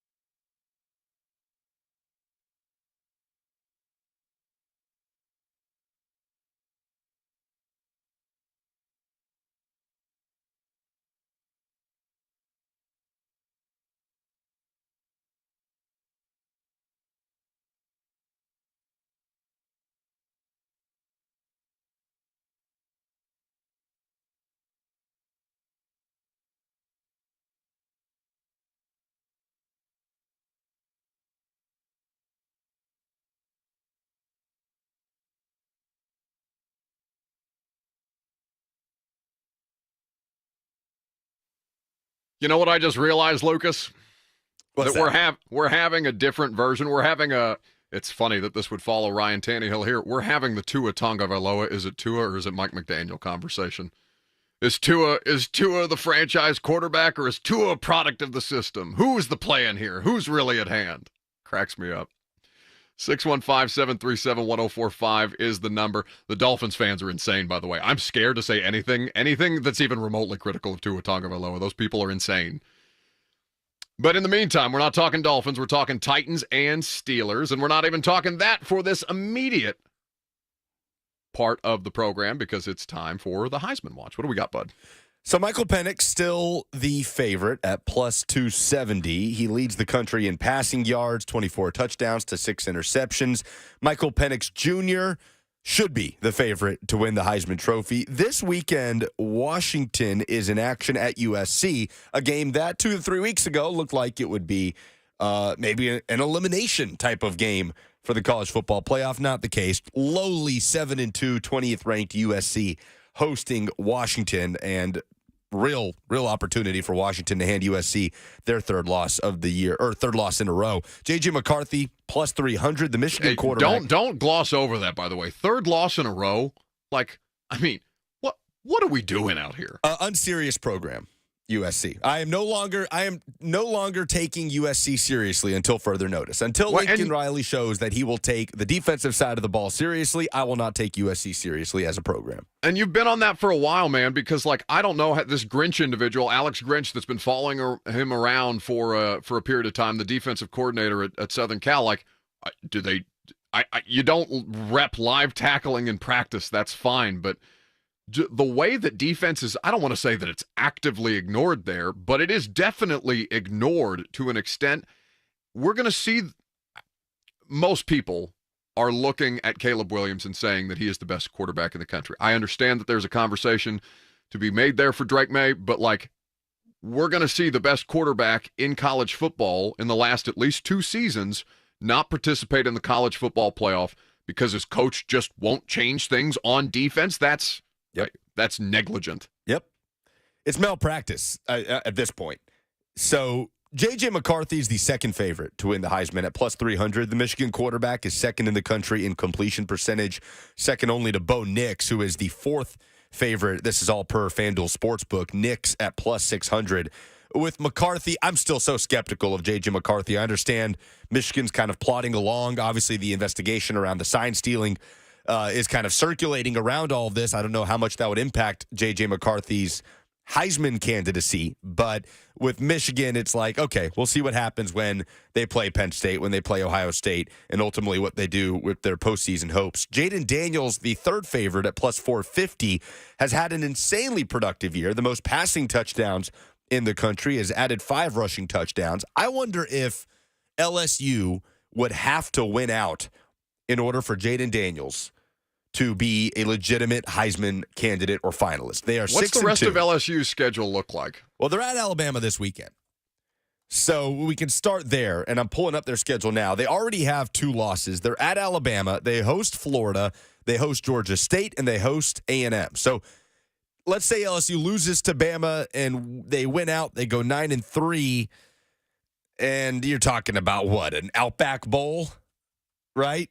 Maybe better. Maybe the Orange Bowl if things fall the right way around the SEC. But I don't know. I strongly believe that LSU would have to win out for Jaden Daniels to be a Heisman finalist unless he just continues to put up crazy numbers like he has week in and week out. It's the best defense he'll face all year. At Alabama, at Bryant-Denny Stadium, 6:45 kick. CBS game this Saturday. And then Bo Nix at plus 600, Jordan Travis plus 750, Marvin Harrison Jr. at plus 1,200. He may be the best player in college football, the best healthy player in college football with Brock Bowers being hurt. Obviously, Caleb Williams has a case, but Marvin Harrison Jr., the way the Ohio State offense is having to win games, I just don't see him putting up actual Heisman numbers. So right now it's Michael Penix's to lose in my mind. And it's very rare that you see the same guy from week 1 through the end of the season sort of carry that Heisman torch as the favorite and finish it out and win the thing at the end. I wonder if we see that from Michael Penix. Like last year, Hendon Hooker was sort of leading that charge, and Caleb Williams obviously was up there. He ends up winning it, but I think Michael Penix has a real opportunity, especially after getting past Oregon, having a huge game that week at being that guy to pick it up in week 1 as the favorite and carry it all the way home. Man, it would be tough. It would be really. Who's been the last Heisman Trophy winner to do just that? Because I feel like we get into these things. Hendon Hooker was the face of college football for it in a year that included Bryce Young at Alabama. Until the collapse against South Carolina. Well, maybe I guess until the Georgia game. The Georgia game. Yeah.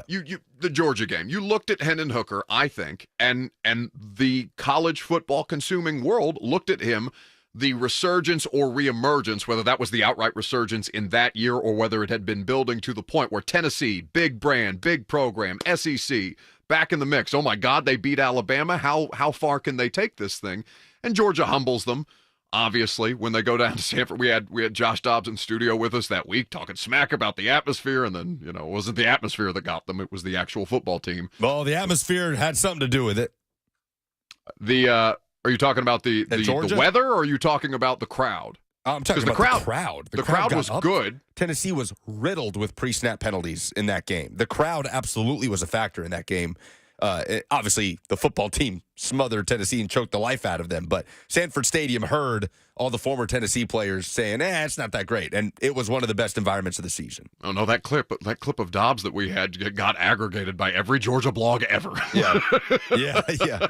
Well, because you leaned in. You were playing you actively. Yeah, it's your fault. You are the reason that Sanford Stadium came to life because you decided you were going to take the Georgia radio broadcast call and put it to the Dolly Parton bluegrass song. Which song? What's your favorite Dolly Parton song? Traveling Prayer. Traveling Prayer. You put it to Traveling Prayer so you could delight your icon, Josh Dobbs, and then all of a sudden your football team got whomped. Worth it. But to answer your question, as far as the guy who kind of established himself as the main favorite early on and took it all the way, maybe Joe Burrow in 2019, although Tua was just as much a part of that until late season, especially when Bama lost to LSU. But really, if I am thinking about it as far as a guy that you thought, it's him, from early on to the end when he actually won it, I might go ahead and say Cam Newton. I might say Cam, because that year was the most anticlimactic Heisman that we have had in the modern age. Where, do you remember who the finalist? Oh, Cam's year? Yeah. Who was in New York when Cam Newton won the Heisman in the 2010 season? Oh, it's going to be bad radio for me to just sit here and guess. Go ahead and give me the names. It was LaMichael James. Just him. It was just Cam Newton. The Oregon running back? Oregon running back, LaMichael James. Who did nothing in the pros. And it was the biggest landslide Heisman win ever. Cam Newton, nobody thought LaMichael James had a prayer at winning the Heisman. That shows you just how watered down the Heisman race was that year. You're right, but LaMichael James was an electric college football player. Yeah, it was so awesome. much fun. He was awesome. But I'm not saying that that's what the case is this year, because Bo Nix is very much in this thing. Jaden Daniels, if LSU were to win out, Jaden Daniels absolutely a major candidate. But Michael Penix Jr. rightfully is the favorite right now. I think he should be the overwhelming favorite. That's this week's Heisman Watch. Coming up next, the final hour of the show, you're going to hear Greg Cosell break down his favorite Will Levis touchdown. And less because it's Will Levis, more because it's about Tim Kelly. I'm Buck Rising, live from Pittsburgh. It's 104.5 The Zone.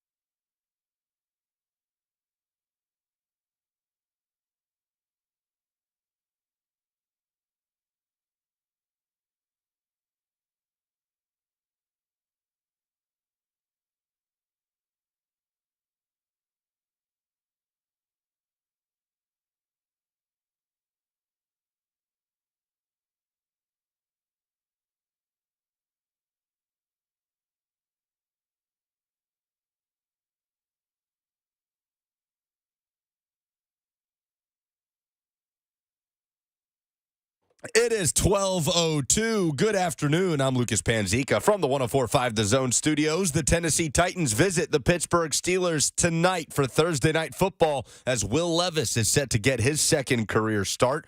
DeAndre Hopkins listed as questionable officially. Tom Pelissero of NFL Network reporting that he is a go for tonight, coming off a 3-touchdown performance on Sunday. For the Steelers, quarterback Kenny Pickett also expected to play after suffering a rib injury on Sunday, but star safety Minkah Fitzpatrick was ruled out by head coach Mike Tomlin earlier in the week. Coverage all day on 104.5 The Zone. Titans Countdown hits the air at 6 p.m. for a 7:15 kickoff with Mike Keith, Coach Mack, and the rest of the Titans radio crew. For all your foundation repair and waterproofing needs, visit USSTN.com. Breaking news at once on your home for the Titans and Vols. This is 104.5 The Zone.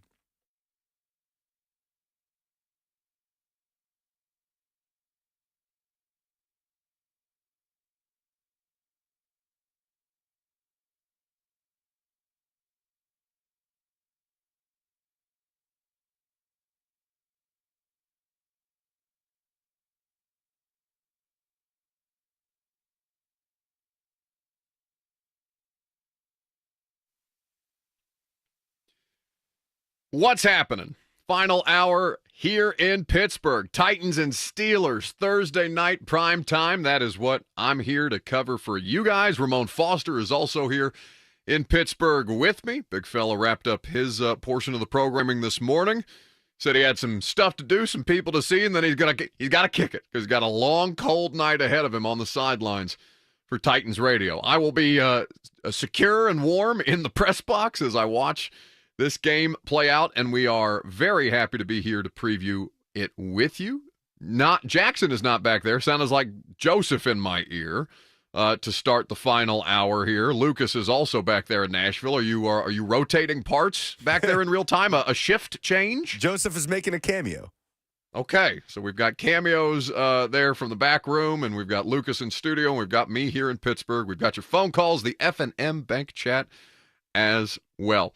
So our guy Chip Clark is back in the comment section, Lucas, and it made me laugh because did you see that he sought me out on Twitter yesterday to tweet me or to send me his villain origin story, why he roots for every other fan base that's not the Titans?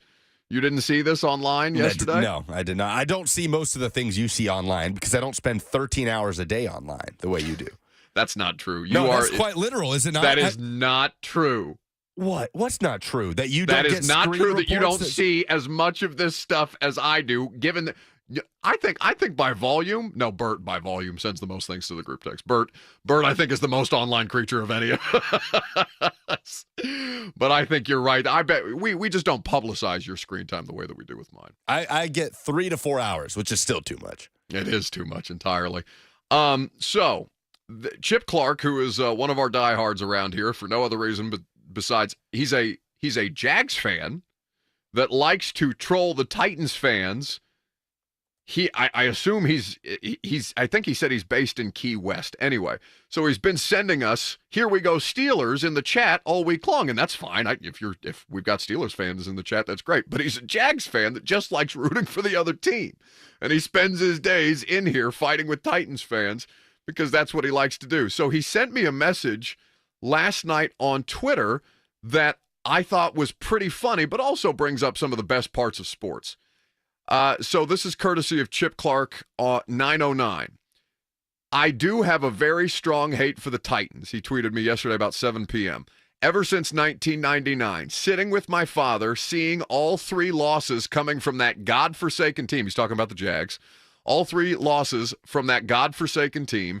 My dad is not with us today, but I promised him that I will always hate the Titans. And I just have a visual of Chip Clark with his father on his deathbed, holding him by the hands and saying, "Don't worry, Dad. I'll keep hating the Titans after you're gone. I'll keep hating them. Don't you worry. You can rest easy. You can cross that rainbow bridge, you and Bob Knight together, knowing that I will continue to hate the Tennessee Titans." It made me, it's a sports villain origin story that made me laugh out loud. I love that. That's what I love about sports, to be honest with you. More hate in sports, please. Not yes, hell yes.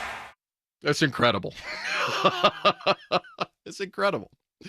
That it's one of my favorite parts of sports. Like that, something that lasting, or a moment like that, or I guess 3 moments in the case of Chip, can have such a lasting effect that it imprints on your very person for the remainder of your days. That it goes back generational. That this stuff is generationally. That this stuff is baked into people's family. I love that kind of stuff. It's what makes you guys so much fun to work for as a talk show host or a reporter or whatever, because you're as passionate about your sports teams as anything. And it gives Lucas and Jackson and whoever the hell else is back there behind the glass today, and myself, the opportunity to have a cool job like this where we get to hang around the sports and talk about it. Titans and Steelers tonight.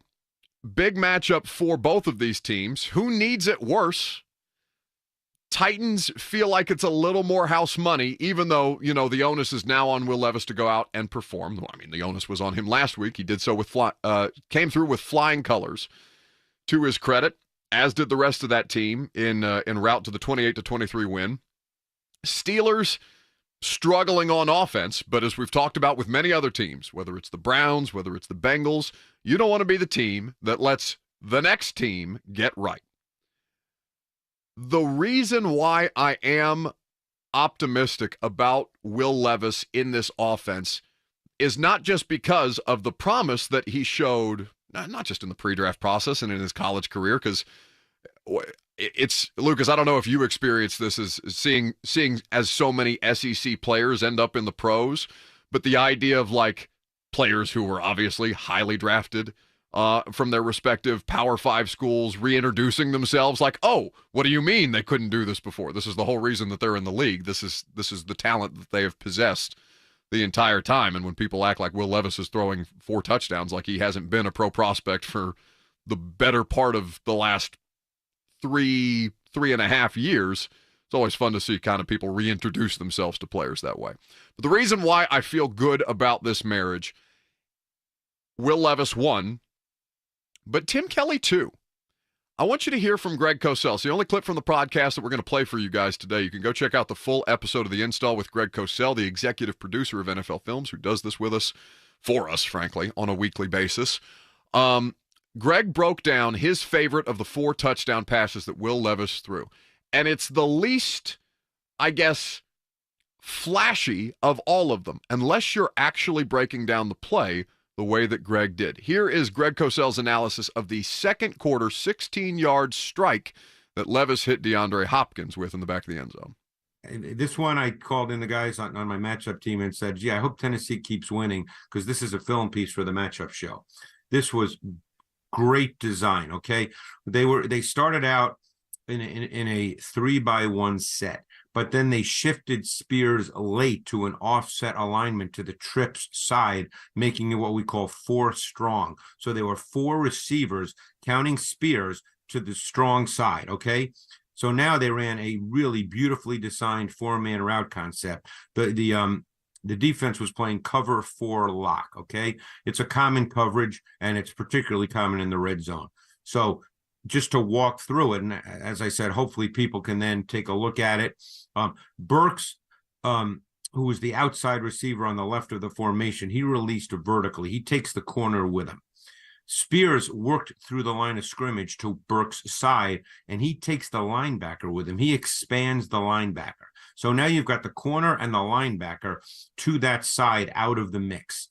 So then you essentially are going to run what we call a high-low with Westbrook-Ahini running the high route and Hopkins the low route from the 4-receiver side across the formation to the same side of Burks and Spears. Okay, so now, because of the way they've designed this, the linebacker who's actually on Hopkins' side, he can't let him cross his face, Buck, because there's no player there. Right. I know you can see the play. Like I said, I hope fans go take a look at it. Because of what Spears did, expanding that linebacker to that side, there's now nobody there to play Hopkins. If the other linebacker, he has to wall him off, and he didn't. So now Hopkins runs the low route in the high-low concept, and there's nobody there. Now, this was actually not a good throw by Levis. It was a great catch by Hopkins. Yes. But the design and I think Design was beautiful. It was unbelievable design. unbelievable design on not a great throw, not a bad throw, but not a great throw, because the ball was behind him, right? This is why I really never thought that Hopkins was going to get moved, because he's so quarterback friendly, right? And whether it's Tannehill, whether it's Malik, whether it's Levis, like, just to bring down the degree of difficulty on some of these throws that they're asking these guys to make, because Levis can make bat bleep crazy throws, right? But on some of the inaccuracy stuff that he's still working through, we talked about the inaccuracy situation. You'll see it crop up at some point, whether it's tonight, whether it's the following Sunday, however many more starts he stands to get. My personal preference would be to let him start the rest of the way, but we'll see. That you have to find ways to play to the player's strengths, and Tim Kelly dicing up this Texans offense. Red zone offense is what you want. Tim Kelly delivered in a big spot. Levis had to throw the pass. Hopkins had to make an adjustment on the ball and ultimately take it in for the score. But it's the reason why I'm optimistic not why I'm optimistic about the Titans. Why there is reason for optimism moving forward, because this play caller, I think has shown himself throughout the course of the year, even if results from the players haven't been there. I think this play caller is going to put these guys in good positions to succeed, and we'll see what he does with a quarterback who's got a hell of a lot more juice in his arm than the last one. You tell me the last Tennessee Titans wide receiver to catch 3 touchdowns in a game? Was it with it? What? Can you give me the year? Oh, you definitely weren't here. Oh, well then. Kenny Britt, 2010. Kenny Britt. Who was the opponent? Oh, I can't remember the game. Philadelphia. I was at that game. Yes. Philadelphia with, was it Kevin Kolb? Was the quarterback? Kevin Kolb was the quarterback for the Eagles that time, because wasn't that before they signed Sam Bradford? Philly went through a whole bunch of weird quarterback situations. I think Vic was hurt. This was the Vic era, because Vic came back to the NFL and the Eagles in 2009. Yeah, I want to say in 2010 he would have been the starter, but I think he was hurt for this game. October 24th, 2010. So almost exactly a calendar year. Or 13 calendar years since that he had 3 touchdown catches against the Eagles, 225 yards on 7 catches in a 37-19 win, the most receiving yards ever in a game against the Philadelphia Eagles. Yeah, remember that game very, very well.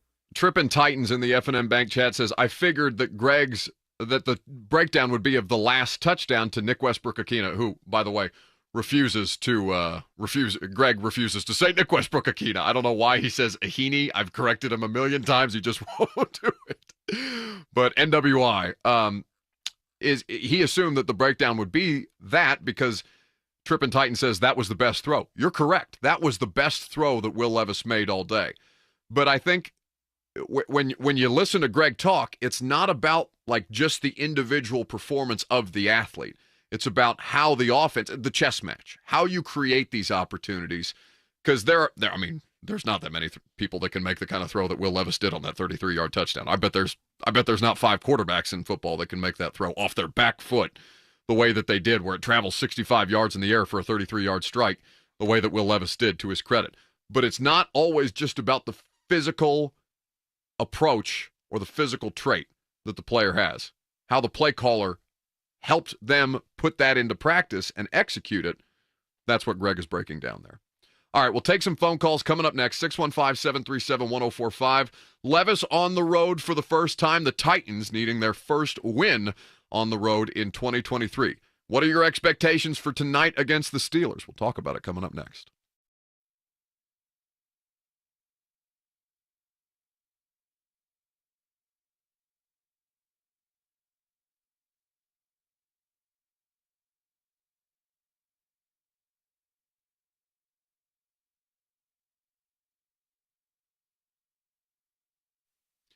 QC Kinetics is helping people get their lives back. You know how important it is to have movement. Life is about motion, and you know how much joint pain can limit your ability to move comfortably. QC Kinetics is the nation's leader in regenerative medicine, and they are here to help you.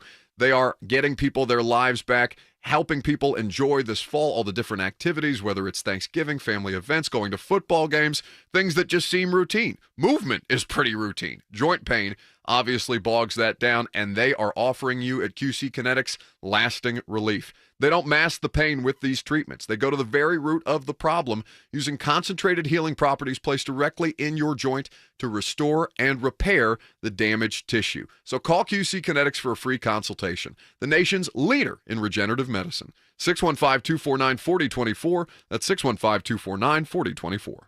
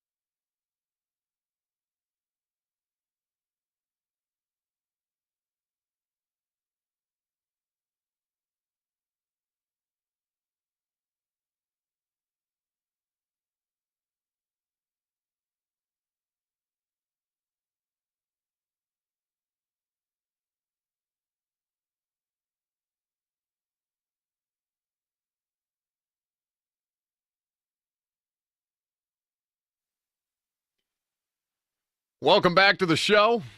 615-737-1045 is the number.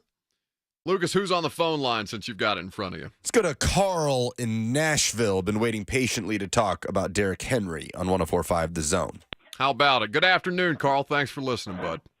Fellas, what's going on? But this argument is easily top two as far as your worst sports takes ever regarding them drafting Levis. But Lucas, Okay. I got a bone to pick with you too, brother. I think you're wrong. I don't think Rand is tied to Levis as much as Vrabel is, because they literally just fired a GM last year and they kept the coach, and I just don't see Amy doing that again. So I feel like if Levis fails, I feel like Vrabel is out of here.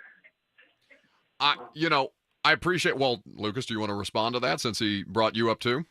It's an interesting thought. Now, we're talking about that hypothetical. That's something that would be determined how long down the road, right? Like 3-4 years? Yeah, right? I really think there's nothing like within the next 2 seasons. I don't think anybody, I don't really think you have to talk about anybody being under real fire until next season. We are going to learn a lot about how much the organization values Mike Vrabel to be the person to guide them through the next phase of their future, right? That future is not going to involve Ryan Tannehill. I don't know whether the future for Derrick Henry here has never been more viable with the money that they've got, with the way that they figured out how to kind of stagger his role a little bit, whether you want to call Derrick a role player, whether you want to call him a first and second down back, like however you want to define Derrick Henry at this point of his career, the path forward for him to stay here has never been more possible for him. Where I think at the start of the season, we looked at this and said, okay, like there's a real possibility that they might run Derrick into the ground and see how much they can get out of him before they let him walk. So I think that pending the results of this season, where we're just a little past the halfway point, or at least will be after tonight, Vrabel's management of the roster this year, and particularly the young quarterback, is going to be the most scrutinized thing that we talk about. Rand Carthon really does not get evoked a lot of times when you, at least with callers when we talk about personnel decisions. He runs the personnel department, while Mike Vrabel has never had more influence over personnel. But that doesn't mean that, like, Mike Vrabel's also running the personnel department. I think we need to make that clear to people. I mean, look at what the Titans did in the offseason. Like, the idea that it's all Vrabel might have the final say on things. The lines are blurred, right? Where else are the lines as blurred as far as decision making when it comes to personnel as they are here in Tennessee? Well, I wouldn't say New England, because it's still very, very much straightforward that Bill is both coach and general manager, but the roles are blurred, yes. Like, think about what the Titans did in free agency. How many players did the Titans bring over from San Francisco that Carthon had ties to? Aziz, Brunskill. He knew Ben Neiman, who didn't make the roster because of the NFC West. Am I forgetting a Niner in there? I don't think so, but that's a starter on each side of the ball, right? Yeah. It's a middle linebacker and you're starting right guard. Yeah. So, to act like Rand Carthon had nothing to do with those transactions, I think would just be disingenuous. So no, but to the caller's point, Vrabel's future is infinitely more tied to in Levis. Real time, and infinitely more in real time tied to Will Levis. Yes, sure, 100%. Do we have more calls? No. Oh yes. No, we don't. Okay. Are you sure? Carl's just still there on hold. It faked me out. Just chilling. Arden Key was the other one, but Arden Key obviously came from Jacksonville, but he did have that San Francisco big dog on the FNM Bank chat. It reminds us he was there at the same time as Rand as well. Yeah, absolutely. We also have, for those of you who are listening on terrestrial radio, you can interact with the phones, of course, but the FNM Bank chat, a particularly fun FNM Bank chat today, it feels like, just because I feel like I've never read more of the comments because I have my iPad in front of me. Bert is out here trying to lead a revolt in the chat. Have you seen this? Where he is threatening me if there's 9 more likes on the YouTube video, that while he's cat sitting for me today and tomorrow, that he's going to live stream from my home. Now, you may think that that sounds like a fun proposition until you realize that Robert Walsh is going to do this completely naked, like he does everything else in his life other than the morning show for 4 hours. The only time I'm convinced that Bert wears clothes is for 4 hours of morning sports talk radio. As soon as he gets in his car to leave, I'm pretty sure he does it in the nude. So you have to be careful if you're out there liking the YouTube video. You may not like what you see. This game, we talked about the value of play action. Lucas brought up the next-gen stats. Now, do you want to read that again for people? That 50% of his passing attempts were in play action concepts and the success rate that they had on those play action attempts? Yeah, from Jim Wyatt, 6 things to watch for tonight's game. It's a next-gen stat that Jim cites. 50% of Levis's dropbacks on Sunday utilized play action, the highest in a game by any player this season in the NFL. Levis was 8 of 13, 116 pass yards, 2 touchdowns, and a 130.1 rating in play action. Now, the Titans have also utilized play action more than most teams in the NFL generally this year, but it is just interesting that Levis's first career start is the highest mark percentage-wise in any single game. Don't say that so casually, because that was one of the biggest issues with Todd Downing is that people felt like he did not utilize play action passes enough, and the success of that, or the lack of that, leading to some of their offensive struggles, or at least to keep drives alive, basically. From 20 to 20, we talked about this year, they've been able to move the ball in points. The problem is, beyond last week, they stalled out in the red zone. We talked about last week, or Sunday, rather. They didn't need the red zone in this game. They were 1 for 1 in the red zone. The other 3 touchdown passes came from 33, 47 and 61, respectively. And so they were getting chunk plays on top of, moving the ball down the field. Frankly, you want to see the big touchdown plays regardless. I want to see more from Levis in the intermediate as we set expectations for him today. It's going to be hard for him to have better footwork today against the Steelers defense than he did against the Falcons without Grady Jarrett. But I would like to see if things that I'm looking for that were missing from this performance. One, like to see Chig make that catch in the middle of the field. If those opportunities present themselves for Treylon Burks or Chig Okonkwo or Kyle Phillips, you'd like to see them capitalize on it for the young quarterback.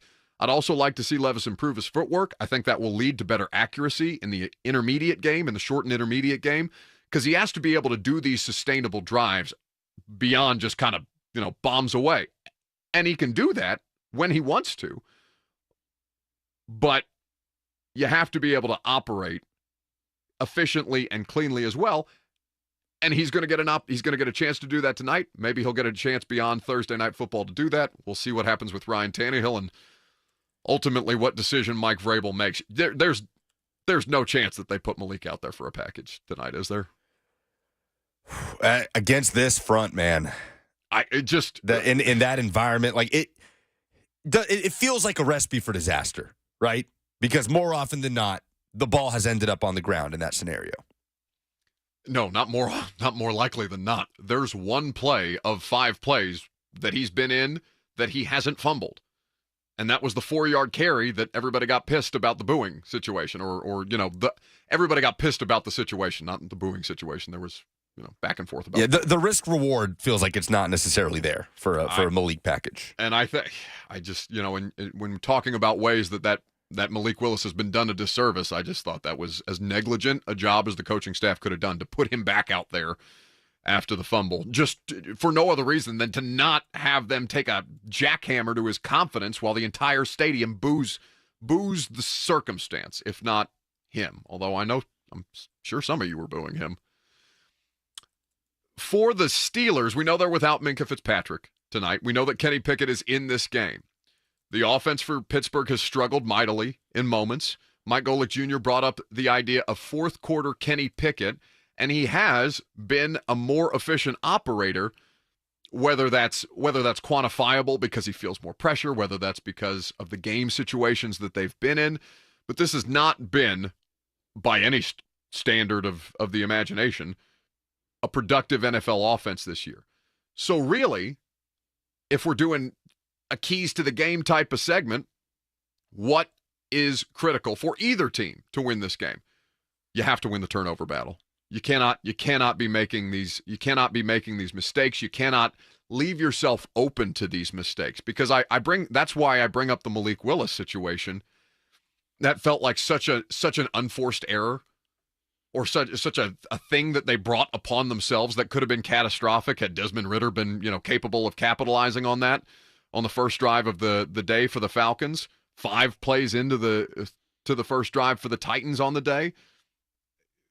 Give yourself as much room to work, as much wiggle room as humanly possible by avoiding the completely avoidable, which is stuff like, I don't want to just pin it on Malik Willis packages, but there does seem to be a common trend there. Levis is going to have to play, I don't want to say safely, that's not the right word, but he has to do some of the stuff that we saw on Sunday. Throw the ball away. If you feel like it's beneficial for you to take a sack in that moment when you have the kind of game situation that you do, the awareness, or at least some of the awareness that I saw from Will Levis, I liked a lot on Sunday. And then there's, speaking of awareness, Lucas, what beyond accuracy was the biggest criticism of Will Levis as a college football quarterback? Do you remember? Some of the decision-making, I think forcing things. For sure, but the sacks is what I have sacks, in mind. Yeah, taking sacks, holding on to, like, the pocket awareness. He got pretty good protection on Sunday against the Falcons. He will not. There's not a lot of things that I'm willing to say definitively about any football game before it happens, but I'm going to definitively say that he's not going to have the kind of time in the pocket today that he did on Sunday afternoon. And it feels like the way he plays will lead to taking hits because of his ability to flick of the wrist, 60-yard ball on his back foot while pressure is coming, right? When he's standing in there, he doesn't have to step into the pressure and into the throw, but he's able to keep backtracking, keep ranging to one side, and on his back foot somehow get that ball off. That pressure is going to keep coming. He took 11 hits on Sunday and was only sacked twice. That might have been my favorite stat of the day from Will Levis. Yeah. 11 hits, that's 2 the kind of stuff that you want to see. And again, you have to have the context of the sacks, right? One of them, he gave himself up. Right. He smartly gave himself up. Going back, so let's just take it in 2 parts, right? 19 dropbacks against the Chicago Bears in a preseason game. He was sacked in that game in moments where clearly and obviously either the ball needed to come out or he needed to throw it away to live for another down. If you remember, he took a couple of sacks in that preseason Chicago game that immediately, you said that was a very, not you specifically, but like while watching him, if you watched him at all at Kentucky, that was a very Levis sack that he took against the Bears. Trevis Gibson was the last person. He was joking about that with us on Sunday afternoon. Said Trevis Gibson was the last person to hit him prior to the Atlanta Falcons game when Gibson was still a member of the Bears roster in the preseason. So pocket awareness for Will Levis and turnovers for the offense generally. How can you mitigate it? And then defensively, can you cause them? You're going to have some opportunities to take some shots here, I think, tonight. Like, I don't think you have to play conservative football against the Steelers. I think that Minkah Fitzpatrick being out in this game is a pretty big deal. Yeah. Now, how long these plays take to develop? Because, like, think about some of the route concepts that they run. There's a lot of 2-man route concepts in there because they're max protecting a lot this year. They have to. They have to keep people in to give the quarterback adequate time. So, like, on the Hopkins first touchdown, Hopkins running the go, you've got a crossing pattern that you can hit. So it's one of the two. Those are your 2 options because everybody else is staying in there to make sure you can stay upright. I think those shot plays are going to be available to them. How they manage in max protection situations is going to be critical to their success. That's the way that I look at this game anyway. Let's go to William in Bolivar to talk Levis. Hey, thank you so much for having me. You know, I want to tell you first and foremost is that I'm so glad that I can have the app because the app allows me, I'm not in Nashville, but I've lived in Nashville. The first thing that I want to say is that how about a Kenny Britt stat? How about that? Yeah, little Titans trivia there by Lucas today. Well done. Yeah. And so I want to say is that, you know, I don't want to seem any kind of way, but Will Levis is looking like he's been in the gym. Oh, yeah. And so he's a giant. Yeah, he's been in the gym. And I just want to say is that I'm so glad that we can have a guy that is really showing out, and I'm just so happy to be a Titans fan right now. I still have every bit of an encouragement that we're going to do it for this season. And thank you. I know I'm brief, but thank you for letting me have me on, and I'm looking forward to the rest of the season. Okay. Thanks for the call. Last call for phone calls, 615-737-1045. Show went fast. Must be a football game on the horizon. We'll do that and get you over to Blaine and Mickey coming up next.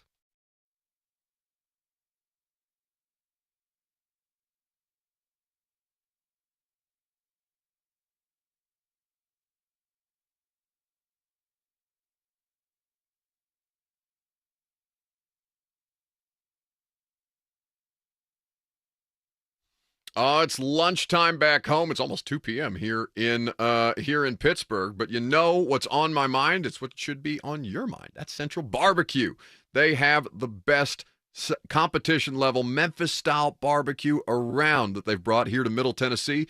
You can go check them out in Hillsboro Village, right on Vanderbilt's campus. They are there for lunch, dinner, or catering, and their award-winning barbecue options are the kind of thing that will drive you crazy. Nachos, whole smoked chicken wings, pulled pork, and ribs. Central Barbecue has all the best options for you, and they have daily specials. Like, for example, on a Thursday, Down Home Thursdays, meat and 3, pork, chicken, or sausage, and your side or your choice of 3 sides and a drink for just $15. It's one of the great options at Central Barbecue. Like I said, lunch, dinner, or catering. Call Central Barbecue today or visit them online at eatcbq.com.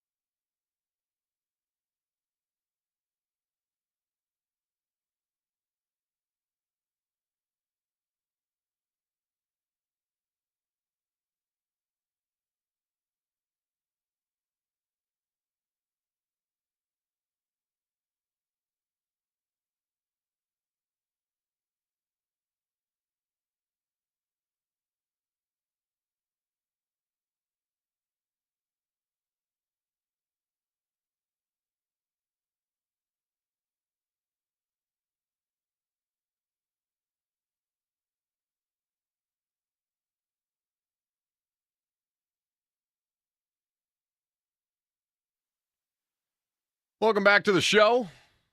Lucas, I'm going to ask you a weird question before we wrap things up here and get people over to Blaine and Mickey, then over to 3HL after that, then over to the Lee Company countdown to kickoff and on to Titans Radio. You have zero reason to leave this radio frequency today or however it is that you're listening to us, and we're grateful that you guys do so on a regular basis. But I'm asking you a weird question, okay, bud? You ready? What you got? When's the last time sports made you cry? Oh, wow. Tennessee beating Alabama. So last year you cried. Oh, yeah. Wait, who's laughing at you in the background? B-Hop and Blaine are back here. B-Hop filling in for Mickey Ryan today, hanging out with the Hitman. Well, that'll be fun. Couple of Oilers legends hanging out. Yes. Well, they get your Oilers Thursday? / the Toilers legends. No, that's bad. That's a bad. We don't want that. Well, you just called that. You nickname. Just called two incredibly prolific former NFL athletes toilets. I just heard. I said so, Dr. Lucas. Toilers, but that's bad. We got to find something better than that. You're lucky that they're gracious and not turning on their microphones and ripping you in real time. You've had a very successful day, bud. You get a little chesty over there. Settle Blaine down. said I tried to pull a Mickey. I'm not good enough for that. No, listen, none of us are. No, not even close. Degree of difficulty. So you cried last year when Tennessee beat Alabama. There were tears. Mine was last night. It was very awkward. I was in my Uber on my way to the airport to fly to Pittsburgh when I found out that Bobby Knight died. And now it's funny because I brought up Bobby Knight yesterday on the radio show when we're talking about renaming stadiums in Acrisure and how weird of a name that is for Heinz Field, something that has, that has history, that's a classic. And I brought up that Assembly Hall, even though Bobby Knight was not a great human being, he is the person who an entire state gets their sports identity from. There's not a lot of, like in Tennessee, is that Pat Summitt? There's a lot, it's a little more fractured in a lot of other places. And maybe that's because other states, and why the larger point, why do you, listening in Middle Tennessee or wherever you're listening to today, care about the sports identity of the state of Indiana? And the answer is you probably don't. But I do, because Bobby Knight, while I was not born the last time that Indiana won a championship, which was under Bobby in '87, and was not there while Bobby Knight coached the Indiana Hoosiers, or, I didn't go to Texas Tech, or I wasn't there to watch him at Army or any of that stuff. There is no one person anywhere in sports that is more single-handedly responsible for my sports fandom personally and for the entire identity of a state that cares deeply about that particular sport. He's our Bear Bryant. He's my Bear Bryant. Bobby Knight in the jacket or the pullover, throw in the chair, all these different things. Again, a complicated person who got political towards the end of his life, and a lot of polarizing moments, whether it was his behavior, because Bobby was outright a problem. He got fired because they found out in 1997 he choked a player, and then he refused to resign. Like, this is not a perfect fairy tale story about this great figure in sports. But I did want to just, take a moment while we've got a platform that has to do with sports to pay tribute to one of the most fearsome competitors that anybody has ever seen. And I thought that, I was going to play some Jay Billis audio here because I thought he did a really good job on Get Up this morning, kind of articulating it as the best in-game coach that he's ever seen. And of course, Jay worked with Bobby at ESPN for a period of time, but yeah, it was very awkward for my Uber driver, Lucas. I'm sitting there sobbing, watching Bobby Knight come back to Assembly Hall because remember, he wouldn't come back to Assembly Hall after they fired him. He went from 2000 to 2020, 20 years away from that place, came back for a game on February 8th, 2020. I'll never forget it. It was right before the pandemic. And I saw that video making the rounds of Bobby coming back and Isaiah Thomas and all these other players embracing him. And I was sobbing in my Uber like a small child. It was pretty pathetic, but, just wanted to say thank you, Bobby, for everything that you did. All right, Pulse. Down goes Frazier. Down goes Frazier. The polls have closed and the votes have been tallied. It's the segment where bias takes over and nuance goes to die. Now, here's your favorite Buck Rising Show correspondent, Lucas. Pan, make that poll Zika. Presented by Two Rivers Ford. You can custom order any new Ford from Two Rivers. They sell below MSRP on any non-specialty new Ford. Who needs a win more tonight? Titans or Steelers? 91% say Titans. Well, that's not biased at all. I would say that Pittsburgh, for the sake of their division, needs it more, but obviously the Titans, in their quest to stay alive in the AFC South, both teams need it is the answer. Name an NFL environment that is better than an SEC night game. Beep says KC or Buffalo, but NFL environments can't compete with the SEC. Hashtag let's talk about SEC. Jonathan says a Vikings home game is a legitimate bucket list atmosphere for him. I will say I haven't been to every NFL stadium, but of the ones I have, Buffalo was the most college football-esque one. Now, New Orleans, I have not been to a game there. And I think New Orleans was better, but Yeah, I'll be honest, no, maybe just because it felt louder in the dome. I would believe that. Yeah. Wow. But Buffalo, just with the tailgating and just the tribal nature of it in a town like Buffalo, I kind of got that vibe. But largely, yeah, it does not compare. Will Levis should be okay. That doesn't mean he'll be okay against TJ Watt, but should be okay with the noise. Who is the biggest threat to the Titans tonight? Speaking of that, 95% say it's TJ Watt, 4% say George Pickens, 1% say it's Highsmith. TJ Watt gets a lot of pub. Highsmith, man, he is a really, really nice player. Dillard is going to see a lot of Highsmith tonight. I don't know that he'll have a better performance individually than TJ Watt will. I just know that dude is a problem. And like Zadarius Smith with Myles Garrett, they found a really, really good complementary piece to their 1A pass rusher. What is the Titans' biggest advantage tonight? Derek says it's the run game. Now, the Pittsburgh Steelers have allowed 137 rush yards per game. That is bottom half of the league. UW just said Christian Fulton is a threat to the Titans in the F&M Bank chat. Not the last two games, bud. You need him. The D-line, is that the biggest advantage the Titans have and the chance to go at an already banged up Kenny Pickett? For sure. Well, I'm going to say yes because Pickett playing with injury. The Steelers' offensive line is not bad, though. I might say Hopkins against the secondary. Steelers' secondary has not been good. Do you trust Christian Fulton after two solid performances for the Titans? 61% are still saying no. I would like to see continue. He doesn't have to be a lockdown corner for him to continue to play good football, but the fact that he's played good football, really good football in the last two games has at least been reassuring, let's say. And those are the polls. Excellent. That's the show. Great job out of Lucas and Jackson and whoever else is out there. What better way to get you ready for Steelers and Titans than Brad Hopkins and Blaine Bishop on Blaine and Mickey? Coming up next, what else you got, bud? And speaking of that, Brad Hopkins is in tonight for Titans Talkback with me. So you get more of D-Hop, or B-Hop, I should say. Hopefully more of D-Hop tonight, too. After the game, Titans Talkback following Titans Radio Network postgame. Everybody grinding out here. It's going to be a fun one. I'll be at Acrisure Stadium, and certainly we'll have coverage for you there. Ramon Foster be on the sidelines. Keep it right here on 104.5 The Zone.